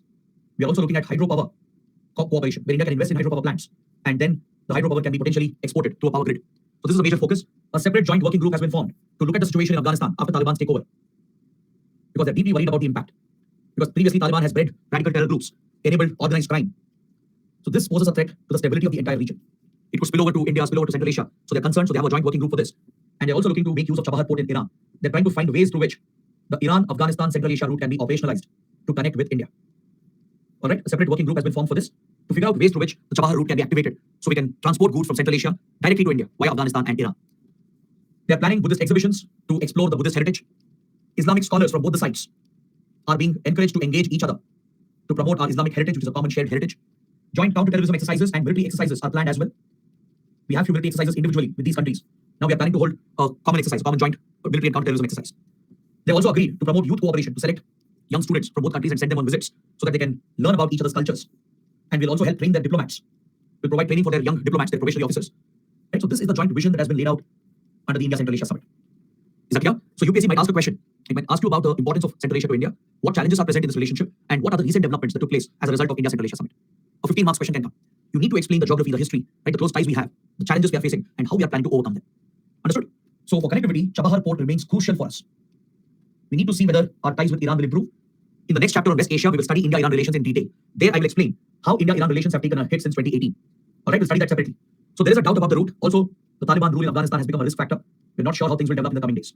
But this is absolutely vital. This is the only viable link for us. Is that clear? Next, we have another project here, which has the same potential, which is the INSTC corridor, the International North-South Transport Corridor. This idea was proposed in the 1990s, but it had become a dormant idea, and recently it has been revived. The plan is to create a shorter, more viable and economical route to connect India with Russia. Because see, the current trade route between India and Russia is a very long, circuitous route. If you have to send goods from India to Russia or procure something from Russia to India, the current route is through Arabian Sea over here. You reach Gulf of Aden, pass through Bab el-Mandeb Strait, enter the Red Sea, you cross the Suez Canal, reach the Mediterranean, then cross over across Europe, across the Atlantic, reach the North Sea, Baltic Sea, and then Russia. This is a very long, unviable route. Any shipment here takes almost 45 days. 30 to 45 days is the minimum time. Plus, there are choke points present. Suez Canal here is a choke point. Recently, there was an incident. You might know about this.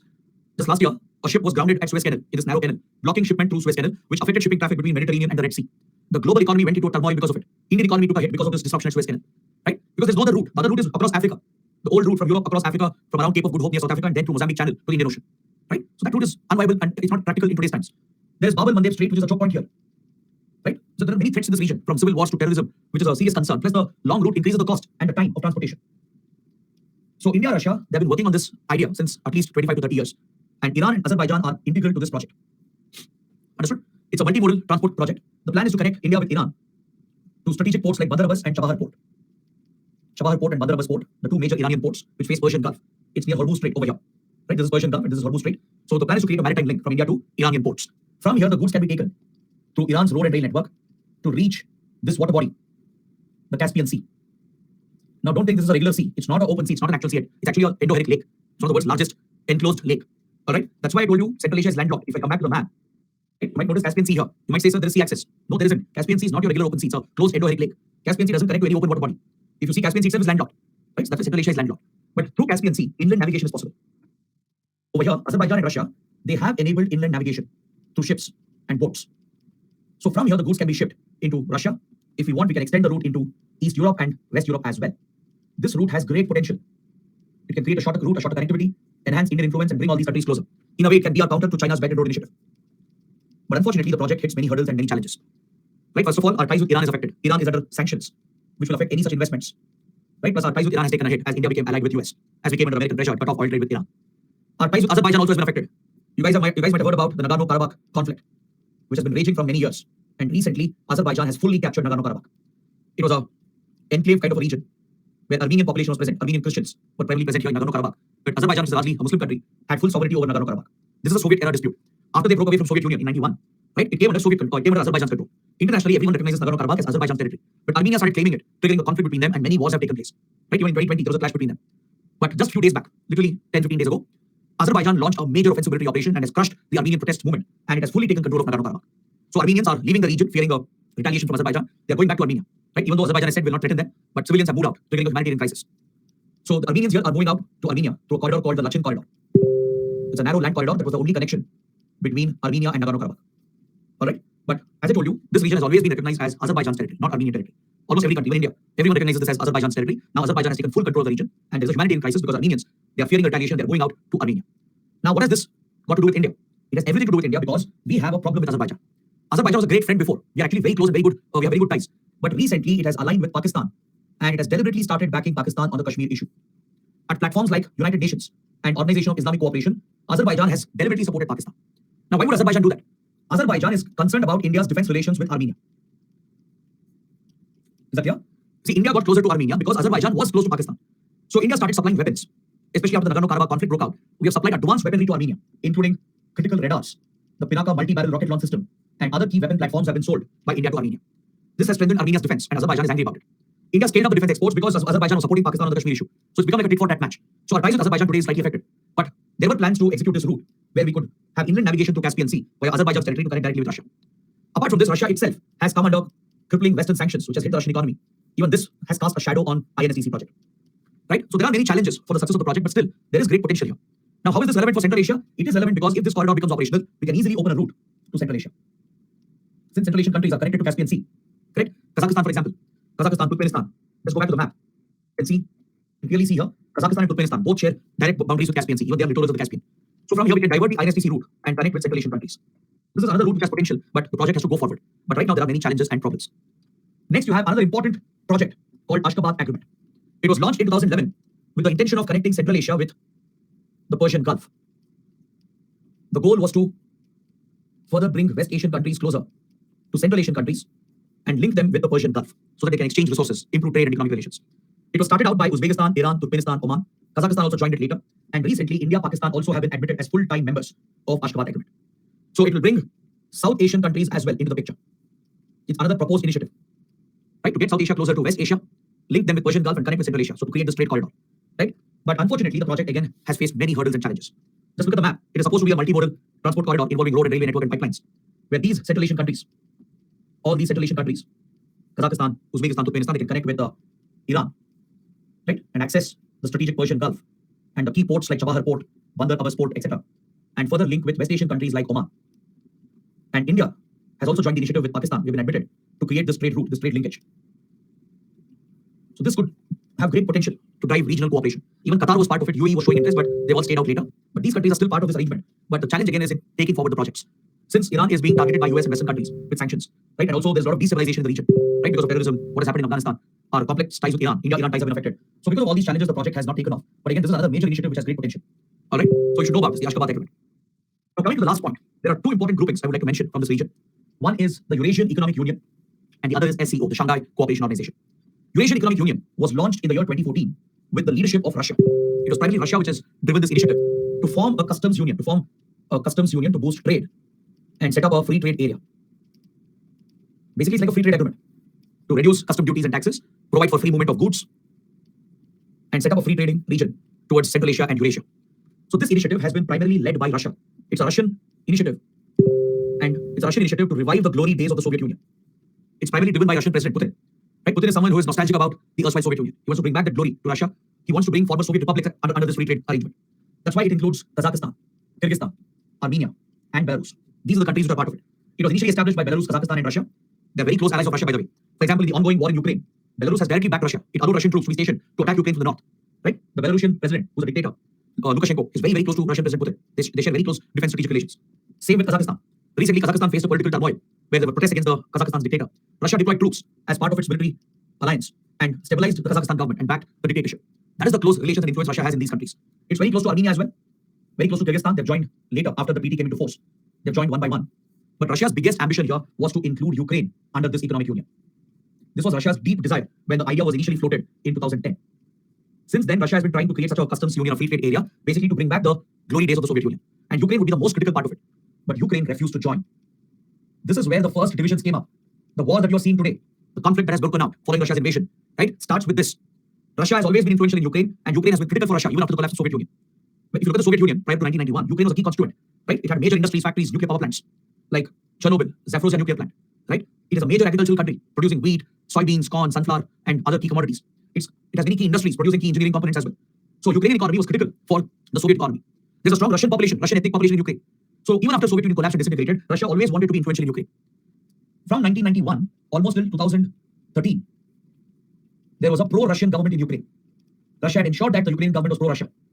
The Ukrainian president was someone who was very close to Russian leadership, Russian intelligence and armed forces. They would have great influence in Ukraine. So Russia tried desperately to bring Ukraine into this economic union because Western countries led by the US, European Union, and NATO, they were repeatedly trying to woo Ukraine and pull Ukraine away from Russian influence. This was a proxy war going on between them back in 2010-2013. Russia has alleged that these Western countries sponsored a so-called pro-democracy movement, triggering a revolution in Ukraine, the so-called Orange Revolution, through which the pro-Russian government was thrown out. Pro-Russian government collapsed, leading to severe loss of Russian influence, and Ukraine saw the rise of a pro-West government in 2014. Is that clear? That is when Ukraine rejected the Eurasian Economic Union. It started getting closer to US, EU, and NATO, and potentially they were discussing membership of Ukraine into European Union and more importantly into NATO as well. This is where Russia got triggered. In its area of influence, when it was trying to consolidate its power and influence, the key constituent was taken away from Russia because of direct Western intervention.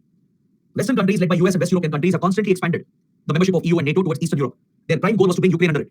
So as there was a rise in pro-democracy movement, the pro-Russian government was toppled and pro-West government came up. Right? Ukraine started considering EU's membership and NATO's membership instead of the Eurasian Economic Union. This is what angered Russia, and it led Russia to annex Crimea. Russia retaliated by annexing the Crimean Peninsula and sponsored a separatist war in Ukraine. So the war you're seeing from last year, it didn't happen just last year. There's a big history behind it. Right, we'll revisit this again under India-Russia relations when we discuss Russia-Ukraine conflict. But here it's important to understand Ukraine stayed out of it, which became the trigger for Russia to annex Crimea and sponsor a separatist war in eastern Ukraine. That's what laid the foundation for the current war. Right, the tensions kept increasing, and as Ukraine was about to join either EU or NATO, Russia launched a military invasion last year, triggering the current conflict. So this grouping is very important for Russia. It is trying to form an integrated single market to provide for free movement of goods and capital and drive trade and economic opportunities. Now, how is this relevant for India? It is relevant for India because we are close to most of the countries. We are very close to Russia, very close to Armenia, very close to Kazakhstan and Kyrgyzstan, very, very close to Belarus as well. So potentially, India can sign a trade agreement with this economic union. There is a proposal. Initial talks have been held, but now it has taken a hit because of the war and because of the sanctions against Russia. All right. So there is a proposal here for a trade agreement between India and Eurasian Economic Union. Now coming to the last grouping, the SCO, Shanghai Cooperation Organization, one of the most important regional groupings of the world, one of the most powerful regional groupings as well. The SCO was established as the Shanghai Five in the year 1996. That is where the history of SCO goes back to. It was formed between China, Kazakhstan, Kyrgyzstan, Russia, and Tajikistan. These were the 5 countries which signed this agreement in Shanghai, forming the Shanghai Five group in 1996. The plan was to form a political, economic, and security alliance. Later in 2001, the relations were elevated by signing the Shanghai Pact, which also added a new member. The 6th member was added, that is Uzbekistan. Previously, Uzbekistan had been excluded. It was still not a member. So only these 5 countries from the Central Asia region had formed this group called Shanghai Five. And through Shanghai Pact, signed in 2001, 6th member was added, that is Uzbekistan was added, and the group was renamed as SCO. The Shanghai Cooperation Organization was formed. Its charter was adopted. The whole organization was renamed and restructured, leading to the emergence of this group as a major political, economic, security alliance, which mainly focuses on Central Asia. This group has promoted political ties between these countries. It is promoting close economic relations, including connectivity. Connectivity is a prime focus for SCO to boost economic relations. There is close security cooperation as well at this grouping. All right, and even cultural ties are a focus at SCO. So this grouping, led by China and Russia, along with Central Asian countries, saw a major expansion when India, Pakistan were also admitted at the Astana Summit in 2017. In 2017, we were still observer states. India, Pakistan were already part of this for many years. We were only holding the status of observer states. But we applied for membership given the importance of the group. Russia was encouraging India's involvement especially. And thanks to the help of Russia and Central Asian countries, despite the presence of China and despite Pakistan's parallel application, we managed to become a member through the Astana Summit. So the membership increased to 8. The 7th and 8th members were added at Astana Summit. Uzbekistan was the 6th. So this was a major expansion. With the addition of India and Pakistan, it became a major grouping, bringing South Asian countries as well into the fold. So focus of this group has been on connectivity, like road, rail, and pipeline connectivity. It's focused on security cooperation as well, as the region is affected by radicalism, terrorism, and organized crime. So there's a platform under SCO called RATS, R-A-T-S, the Regional Anti-Terrorist Structure. All right, Regional Anti-Terrorist Structure. It's a counter-terror platform of the SCO to counter terrorism and radicalism and promote intelligence sharing, and even promote counter-terror operations. All right, so this is where India finds a major focus, right? Because all other countries which are affected can work with India, collaborate with India, and interestingly, Pakistan also is part of it. So we have seen RATS as a potential platform where we can work with Pakistan, China, Russia, and Central Asian countries to counter terrorism and radicalism in the region. Cultural ties also are a major focus. They promote the cultural links between each other, right? With the intention of promoting people-to-people relations and civilizational ties. They even hold a military exercise. India has participated in the military exercise as well with the other powers. So that is what is interesting about SCO. Recently, there is a big development. All right, India was holding the chair of SCO for 2023. India was holding the chair position. It is on a rotational basis. So this year's summit was hosted by India. The 2023 summit was held by India at Goa. All right, but that's not the only big development. Recently, Iran, which was an observer, has been approved as the 9th member. This happened 2 years ago actually at the Dushanbe summit in 2021. Iran's membership was approved and the process was taken forward at the Samarkand summit in Uzbekistan last year. But Iran is yet to complete the formal process because there's an entire process of joining the group. So it is yet to formally join. That's why I told you there are only 8 members as of now. 9th member has been approved. Iran will become the 9th member, but it will take maybe some more time. Like India, Pakistan, we got approval in 2017 at Astana Summit. We joined formally in 2018. We completed the process in 1 year. But in case of Iran, it's taking slightly more time. So very soon, Iran will also fully join the group as the 9th member. It's an observer state previously. There are many other important observers and dialogue partners in SCO. That's what makes the grouping so important. There's Afghanistan as an observer, Mongolia, then Belarus, Turkey as a dialogue partner, even Sri Lanka, Nepal, Cambodia, right? Many of them are seeking elevation. Many of them want observer status from dialogue partners. Many of them want full membership as well. Like Turkey is seeking full membership. West Asian powers are showing a lot of interest, UAE and Saudi Arabia. As the profile of the grouping has grown, Turkey, UAE and Saudi Arabia are also showing interest. Not just to be dialogue partners or observers, but to join the group itself as full-time members. Belarus might become the next member, right? So it is bringing several countries from Central Asia, Eurasia, South Asia, and West Asia together, right? Even from Southeast Asia to form this formidable organization. As I told you, there's a military exercise as well. India participates in it. Disaster management is a focus, as Central Asia is also affected by many disasters like floods, landslides, earthquakes, etc. Cultural ties are a priority. India's Varanasi has been chosen as the first cultural site under the group. It will promote cultural interaction. Will bring tourists and youth students from these member countries to visit Varanasi to build cultural ties. Is that clear? So we recently hosted the summit as well. But however, for India, this will remain a dilemma. On one hand, we have SCO, which is primarily led by Russia and China. Then you also have problematic countries like Pakistan. Parallelly, we are also working with groups like the Quadrilateral. So there is always a concern that how will India balance these two? India says that this is a reflection of our policy of multi-alignment. India says that this is our multi-alignment policy. We will align with any power, any country, any group who serve our interests. So we need Western countries, so we'll align with Quad. We need Russia and others as well, so we'll align with SCO as well. So this has been India's approach, and we have been striking the balance as well, leading both the initiatives. Like for this year itself, right? We hosted SCO summit, we successfully hosted G20 summit, and we are getting even closer to Western countries while maintaining our ties with Russia. But it definitely poses a challenge. There's no doubt about it. Right? On one hand, US and European countries, Western countries, they oppose closer ties with Russia and China. They have a major rivalry going on between them, where they're targeting each other. Western countries have imposed sanctions on Russia and China. Russia and China are targeting Western interests. There's Pakistan, which could create problems for India again. It may not really cooperate with us. Our ties with Iran is not going great. So there are many hurdles and challenges, right? That's why Western media, Western think tanks, they dismiss SCO. They say that India is trying to play all the sides, and they criticize India that it's not aligning with Western countries. But India rejects this stand of Western countries and Western media. We say that we have a multi-aligned policy. We are here to serve our national interests, right? Our foreign policy is built on strategic autonomy. So we'll work with Russia as well, we'll work with Western countries as well. That's what explains our involvement with SCO and the Quad and other Western groupings. These are polar opposites, but India is the only one which can be part of both because of our policy of multi-alignment. See, this can turn either ways. It can be beneficial for us because it might give us the opportunity to bridge the gap between Western countries and Russia and China. We can be the potential mediator in between. We saw that in action during G20. Right? We managed to strike a consensus. No one thought we'd bring out a joint statement. Right? India did the impossible by bringing all countries together and working out a joint statement. That is the New Delhi Declaration. But the drawback is we might be seen as a country which switches from country to country and group to group, and we may not get true genuine support from these major powers. It might leave us divided, distracted by these groups and their rivalries. So there are challenges definitely. Many have raised questions about SCO itself because these countries have different political and economic systems. Like Russia is an authoritarian country, China is a communist authoritarian nation, Pakistan is a failed state. Then others who are showing interest like Belarus, Turkey, UAE, Saudi Arabia, Iran, which is being added as a member. They're all authoritarian countries, conservative countries. So how will India as a democratic country fit in? Right? These are valid questions. There are major internal differences that exist. So only time will tell whether SCO will help us. We had a lot of ambitions and hopes placed on it. So let's see how things will go. We need to look at current affairs to monitor the future developments. But you should be aware of this divide, this kind of dilemma we face between SCO, which is led by Russia, China, and Quad and other Western relations we have with Western countries. All right. Then again, Pakistan being part of it may not be very helpful. Initially, we thought this could give us an opportunity to repair our relationship. We thought it gives an opportunity to work with Pakistan and maybe address the threat of terrorism. Because China is also concerned about ETIM. Right? Central Asian countries are also concerned about terrorism in their region, which is directly linked to terrorism in Afghanistan, Pakistan belt. Russia is deeply concerned about radicalism in the Caucasus region over here. In the Caucasus, in the Russian Caucasus, there's a major threat of terrorism. There are many terror groups operating here, which threatens Russia. Even they have connections with the same Afghanistan, Pakistan belt. So India was hoping that all of them could put pressure on Pakistan together to counter terrorism. We could use the RACS platform to put pressure on Pakistan and counter terrorism. But these hopes of India have still not been realized. Right? Pakistan continues its approach to supporting terrorism. Right? Our ties with China has been severely affected because of the border tensions. That's also another key point. India-China relations are at the lowest right now. Our ties have been completely compromised because of border tensions. So Western experts, they keep asking, how will this work? How will the group succeed when most of the countries' members have conflicts and disputes and different political and economic systems? Right? How will they even cooperate and work together? Right? So that is a valid argument, it's a valid criticism. But at the same time, the members believe there's great potential to the group. It could change the world order. Right now, world order is dominated by the West. We might move away from Western dominance and create a new parallel global order. So that is where SCO has potential as well. So only time will tell whether this will succeed or not. So please be aware of this dilemma that we face between SCO and Quad and other groups. All right? It's basically between Russia and US. That's the dilemma we face over here. So this brings my detailed discussion to an end. It completes Central Asia. This is what you should know. The history, the background, the geography, our priorities, what recent initiatives have we taken up, and the groupings and all the projects of the region. All right? Now let's see some questions, and then we can start with the next topic. We'll just give a start to the next module. All right? Maybe we'll try to get an introduction for a few minutes. And tomorrow, we will cover West Asia by looking at these four major countries, UAE and Saudi Arabia. We'll have one discussion on these two countries, Israel, right, including the Palestine conflict, given the recent developments, and our ties with Iran. This is what we'll be focusing under West Asia, including some groupings of West Asia. So first, let's see if there are any questions on Central Asia. Anjali is asking, no country of Central Asia has democracy. No, no country has true democracy. Most of them are, in a way, authoritarian, conservative governments. Pratik is asking how it is possible for US to manage a military base while Russian effect simultaneously is there in Central Asian countries. That's because US has money. It has economic power, right? It can buy influence through its investments, through its political diplomatic support. It has gained access to few military facilities, and it does maintain a military base in Central Asia. Shivaji says through Black Sea route from Russia to India, there is a shorter route than the route from Europe. Correct? From Black Sea, we can create alternate route. But problem is all the other countries should cooperate, right? All the other countries have to work together.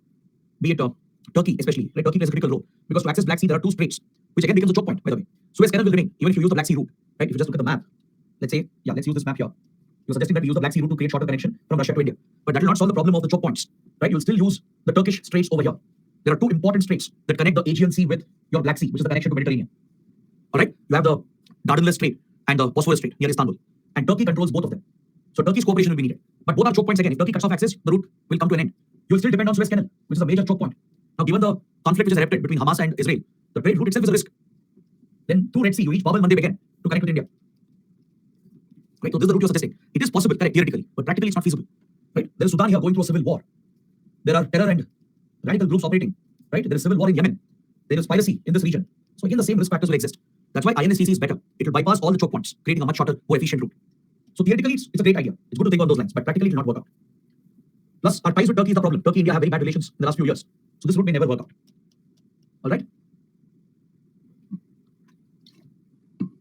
Vedashri is asking why India needs to get involved in between Azerbaijan and Armenia and have a problem with Azerbaijan interfering in our issues. Then we are also acting the same. We are also hypocritical. That's not hypocrisy. That is international relations for you. In geopolitics, you have to get involved. You have to protect your interests at any cost. It is Azerbaijan which started getting closer to Pakistan. It's Azerbaijan which started, backing Pakistan on the Kashmir issue, which led India to side with Armenia. Otherwise, we were close to Azerbaijan as well. Even today, we actually have good ties with Azerbaijan. But we were forced to act against it and side with Armenia and supply weapons to it because it was backing Pakistan on the Kashmir issue. So that is how you protect your interests. You do get involved in these issues. That's how big powers play their geopolitics. I know it doesn't seem fair, but that's how international relations work. Shriyank is asking if Central Asian countries, Belarus, Azerbaijan have good ties with Russia. Why did they break away from USSR? See, that is an entirely different lesson altogether. It's an entirely different chapter altogether. You have to understand the collapse of Soviet Union, why it collapsed. Communism, socialism as an ideology was failing. It led to economic stagnation. It led to massive corruption, right? It triggered poverty, backwardness, shortage of essential commodities. The whole political economic system fell apart across the communist countries. So the fall of Soviet Union was largely due to political and economic failure. So after the new countries were born from Soviet Union, they continued their close ties with Russia, as Russia is the successor state of Soviet Union. Abhishek is asking, SCO is a security alliance. How did India become part of the group? Very good question. I told you that we don't join military alliances, right? Please understand, SCO is not a military club. It's not like NATO. It's not placing any obligations on India. We are not obligated to deploy troops or assist other countries in their conflicts, right? There's no such obligation. It's only a security alliance for security cooperation. It only provides for negotiations and security ties like having military exercises, focusing on HADR operations, countering terrorism, sharing intelligence, and we are comfortable with that. We don't join alliances like NATO, where we take obligations on each other to defend the other, to deploy troops for the other country. So SCO is not like a regular military alliance. It's just a security platform where security issues are handled. So India has no issues there. We engage with such security cooperation, but we don't join NATO's like groupings where you make military commitments to support and defend others. Amandeep is asking why Uzbekistan was left out earlier. It was just a matter of circumstances, not relevant for the exam. Initially, these 5 countries started the group, the Shanghai 5. Then Uzbekistan joined in later. Janvi is asking how do the global powers, especially the influential ones, how do they see our policy of all aligned or multi-aligned? Russia has no problem with it, but it's largely Western countries. Western countries were shocked, they were surprised, even now they're confused. They can't still understand why a democratic country like India aligns with Russia or China, right? Of course, Russia and China also have problems today as we have gotten closer to the Western countries. So they would try to keep India on their side, but India's interests are truly served when we are multi-aligned. Before it was non-aligned, where we wouldn't align with anyone because that was a Cold War era where it was divided, the world was divided. But after Cold War, it's become a multi-aligned policy where we will align with any country who protects our interests, who helps our interests.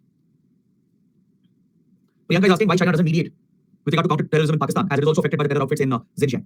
China has that concern. That's why I mentioned the point. China is worried about ETIM and its connections with Afghan and Pakistan terror groups. So China does put some pressure there. This is the hypocrisy of China. China wants only to tackle ETIM's terrorism as it affects China. Rather, it nurtures Pakistani terrorism against India, doesn't act against it. So China is making a distinction. That's where we have a problem as well. China is putting pressure on Pakistan. That's why it's building ties with Taliban as well. Right? You have read recent news reports that China is trying to bring Afghanistan into Belt and Road Initiative. It has stepped up its ties with Taliban government, sent high-level diplomats to Afghanistan, and Taliban is going to take part in Belt and Road Summit, which is happening now. Right? So China is working with Afghanistan, Pakistan to target ETIM. That is China's concern. It cares only about ETIM, which is a Uyghur-based terror group. But when it comes to Pakistan-sponsored terrorism against India, China doesn't put pressure. Forget putting pressure on Pakistan. China enables it. China has shielded and protected Pakistan at the UN, at other platforms, and in a way it has used Pakistan to target India. So that is the hypocrisy of China. Another student is asking why not China has a closer route to Russia with help of SCO. That's never feasible. Connectivity between India and China is impossible. Given the border dispute, it's a disputed boundary, right? Given the tensions, the problems in the relationship, India-China connectivity is never possible. And also the terrain is very complex, right? It will never be feasible for moving trucks, for moving goods. How will you move heavy goods to Himalayan mountains, then take it to Tibetan Plateau, right? One of the highest points in the world, then push it towards Russia. So geographically, economically, and even geopolitically, it's not feasible. All right. So guys, these are the questions. Now, we have a few more minutes left. So why don't we get an introduction to the next topic? Let's look at West Asia region. I'll explain the interests and priorities that we have, and then we can stop for today. Tomorrow we'll take up these West Asian countries. So you're looking at the map of West Asia, which is one of the most critical regions, right? India has major interests in West Asia. And the important countries here, the major powers, let me point out. The major powers here are Iran, which is a Shia power. Then Turkey or Turkey, Saudi Arabia and UAE, which are the major Sunni powers. They lead the Sunni power bloc. Because in the Islamic world, there is a sectarian divide between Shias and Sunnis. This sectarian divide in Islam plays out in West Asian geopolitics. There is a history of rivalry between Sunni powers and Shia powers. Iran gets the support of Syria and Lebanon, which are also Shia powers. All the Shia countries here are aligned. They even back few Shia terror groups and other radical groups in the region, like Hezbollah, for example, which you might be hearing about in news. Hezbollah, which is based out of Lebanon, is backed by Iran and Syria as part of their covert war against Israel. Right? Hamas, however, is a radical Sunni group. Right? As Iran is committed to wiping out Israel and supporting the Palestinian cause, it backs Hamas in Gaza Strip. So it's an active conflict zone here. The Israel-Palestine conflict has always defined the geopolitics of West Asia. It's not a new issue. Some of you might be hearing about it for the first time. Maybe for the first time you have heard about Hamas, the conflict here, but this is an age-old issue. There's a very big history behind it. We're going to discuss that. So Israel-Palestine issue has really affected the region, divided the region as well. Turkey wants to become its own power bloc. It wants to become a leader of the Muslim world. So all these countries have their own rivalries going on. Even small countries like Qatar, even though Qatar is a small nation, it has played a big role in geopolitics, right? Then Egypt, even though it's an African country, it does share a connection here with West Asia, right? This region, the small triangle you're seeing here, this is the Sinai Desert, the Sinai Peninsula. This is what links Africa with Asia, right? It connects Egypt with West Asia, basically. So it's a vital junction here. You have the Suez Canal. You can see the Suez Canal. You can see the Red Sea. Right? This here is Gulf of Aqaba. Gulf of Aqaba over here. It's a very narrow water body, the Gulf of Aqaba. There are 4 countries present in such a small distance. Around the small water body here, you have Egypt, Israel, Jordan, Saudi Arabia. 4 countries are sandwiched in just one small gulf. That's the Gulf of Aqaba. All right. Then you have Iraq, which has seen a lot of volatility, conflicts. Right. Even in Iraq, there is a strong Shia influence. Then even Eurasian countries like Armenia, Azerbaijan, Georgia are sometimes seen as West Asian countries as well. You have Yemen going through a civil war, Oman, then Kuwait. These are the major powers present here. Now, the moment you look at this region, there are a few things that come to mind. I'll list them out one by one, which explains our interest, and then we can close for today. See, in West Asia, there is a deep-rooted sectarian and geopolitical divide. This is one thing which comes to our mind immediately when you think of West Asia. One is the Shia-Sunni divide between Shia and Sunni powers. There are major geopolitical factors here like Israel-Palestine conflict. All right? These are some determining factors that determine the geopolitics of West Asia. Next, the region is extremely volatile. It has seen multiple wars. There are active civil wars going on in Syria, in Yemen, right? The region is very badly affected by radicalism. Because many countries here, they're all conservative authoritarian monarchies. You don't have democracy, free rights over here. Most countries are authoritarian, from Turkey to Saudi Arabia to Iran, right? They're all conservative regimes. Many are monarchies and authoritarian governments where there is no space for democracy, fundamental rights, and human rights. So the radicalism, then conservative authoritarian regimes, the rampant terrorism, and the state support that has existed.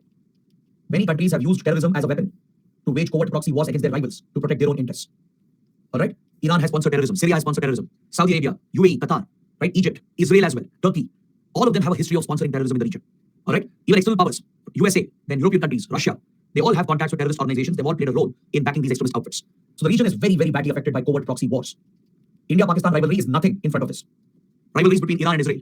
The rivalries between Shia-Sunni powers that we have seen in the past, right? This is extreme kind of rivalry where countries go to any extent to damage the other side, right? It doesn't even compare to India-Pakistan rivalry. That is the kind of volatility seen here. Now, in such a volatile region, we have major interests. And the first priority for us is our energy security. As these are oil-rich countries, almost all of them are oil-exporting nations, right? They're blessed with oil and gas reserves, which is critical for India's energy security. As you know, India is heavily dependent on energy imports. We don't have enough oil gas reserves. And almost 85% of our energy requirement is met through imports. Is that clear? 85% of our crude oil gas requirement is met through imports. Out of this, 60% of it is coming from West Asian countries alone. This explains how important West Asian countries are for India's energy security. Essentially, our economy is dependent on West Asian countries, on their supply of oil and gas. Our economy can come to a standstill if oil supplies and gas supplies are disrupted. Right? And disruption is a common threat because the region has a lot of tensions and volatility. Right? Wars can break out at any time. There is terrorism that is present. You have choke points like Hormuz Strait, which could block shipping from Persian Gulf towards the Indian Ocean, towards India. You look at the map again. All the major oil and gas producers and suppliers are surrounded by the Persian Gulf. They are present around the Persian Gulf. This is where all the shipments come through, into Gulf of Oman and then Arabian Sea. And here you have a choke point, the Hormuz Strait. So any tensions here, any conflicts, any terror attacks, any breakout of a war could disrupt oil supplies to India, and it could disrupt oil markets, shooting up prices, which will increase the import bill for India, which delivers a huge economic shock to India. Right? So there's a great deal of dependency that we have with regard to our energy security. The next important interest we have is the Indian community, the Indian diaspora. You have a very, very strong Indian community here across these countries, and our diaspora is more than 10 million plus. Most of them are blue-collar workers, meaning they're not very well educated or very well skilled. They're all semi-skilled laborers, daily wage and manual workers who find a lot of employment job opportunities. Many of them are nurses and caregivers as well. So they find plenty of job opportunities here from states like Kerala, then Tamil Nadu, Uttar Pradesh, Andhra Pradesh, right, Punjab as well today. So from across India, a lot of Indians are settled here, taking up such blue-collar jobs in sectors like healthcare, hospitality, construction and real estate, and even in the oil industry. So a lot of semi-educated, semi-skilled Indians, they find these low-paying blue-collar jobs that give them stability, that gives them better opportunities than what they get in India. So many of them migrate to West Asian countries, right? You also have some students and professionals, but the numbers are smaller. The number of Indian students and professionals here, the number is smaller compared to the large number of blue-collar workers who work here. So more than 10 million plus Indians are found here across these countries. So ensuring their safety and well-being becomes our top concern. As the region faces so many threats from wars, civil wars, and terrorism, at any point Indians could get caught in these conflict zones. So protecting them, ensuring their safety, and if required, evacuating them becomes a priority for India. As you can see in Israel right now, close to 18,000 Indians are trapped. Right? We've seen many such instances where Indians are trapped. We have to evacuate them to ensure their safety and well-being. This Indian community contributes to our cultural influence here. They're acting as soft power tools of India, and they are giving us influence as well with these governments. They are contributing to our economy by sending remittances. Almost half the remittances we get is coming from West Asia, because this is where we have one of the largest diaspora communities. Today, India gets more than $100 billion in remittances. We are the world's largest recipient of remittances. Out of that, more than 50% is coming from the Gulf, from West Asian countries. That's more than $50 billion. So this is backing our Indian economy. It's helping us to bridge our current account deficit, right, and stabilize our economy. So the Indian community is playing a key role. They are driving our cultural influence, acting as ambassadors of India, promoting our influence across these countries and governments, right, and sending remittances back home, which is crucial for the Indian economy to bridge current account deficit. So it's only a duty of the Indian government to look after their safety and well-being, right, to protect them from any threats, evacuate them if needed, and also to look after their overall welfare. Because since most are blue-collar workers, many times Indian workers are abused in West Asia. Employers and middlemen, they might dupe them, they confiscate their passports, they don't give them proper salaries, they give them very horrible living conditions, right? So they may not get enough payments, they may not get social security, like insurance and pensions. They might face problems with passports and visas. They even face sexual abuse as well. including exploitative bonded labor kind of abuse, has been noted against Indian workers, right? Especially women and children are at risk, as many times these middlemen or traffickers, they push them into trafficking rings and prostitution by taking them here on the promise of jobs. They promise them jobs and take them here, and later they're trafficked into prostitution rings, which are rampant here. So there are many concerns for our workers who are present here. So looking after their overall safety, well-being, and welfare is a top focus for India. All right. So these are the primary interests that we have in West Asia. So let's stop the discussion. Tomorrow we'll continue from here. I'll explain a few related points, and then we'll start out with each country. We'll look at UAE and Saudi Arabia together. Then we'll study Israel and Iran. Of course, we'll talk about the current crisis as well, the Hamas-Israel conflict, which is broken out. So let's meet tomorrow. Let me know if everything is clear. I hope you guys have understood everything. I hope you guys have liked the session. So let's catch up tomorrow. Till then, take care. Have a good day.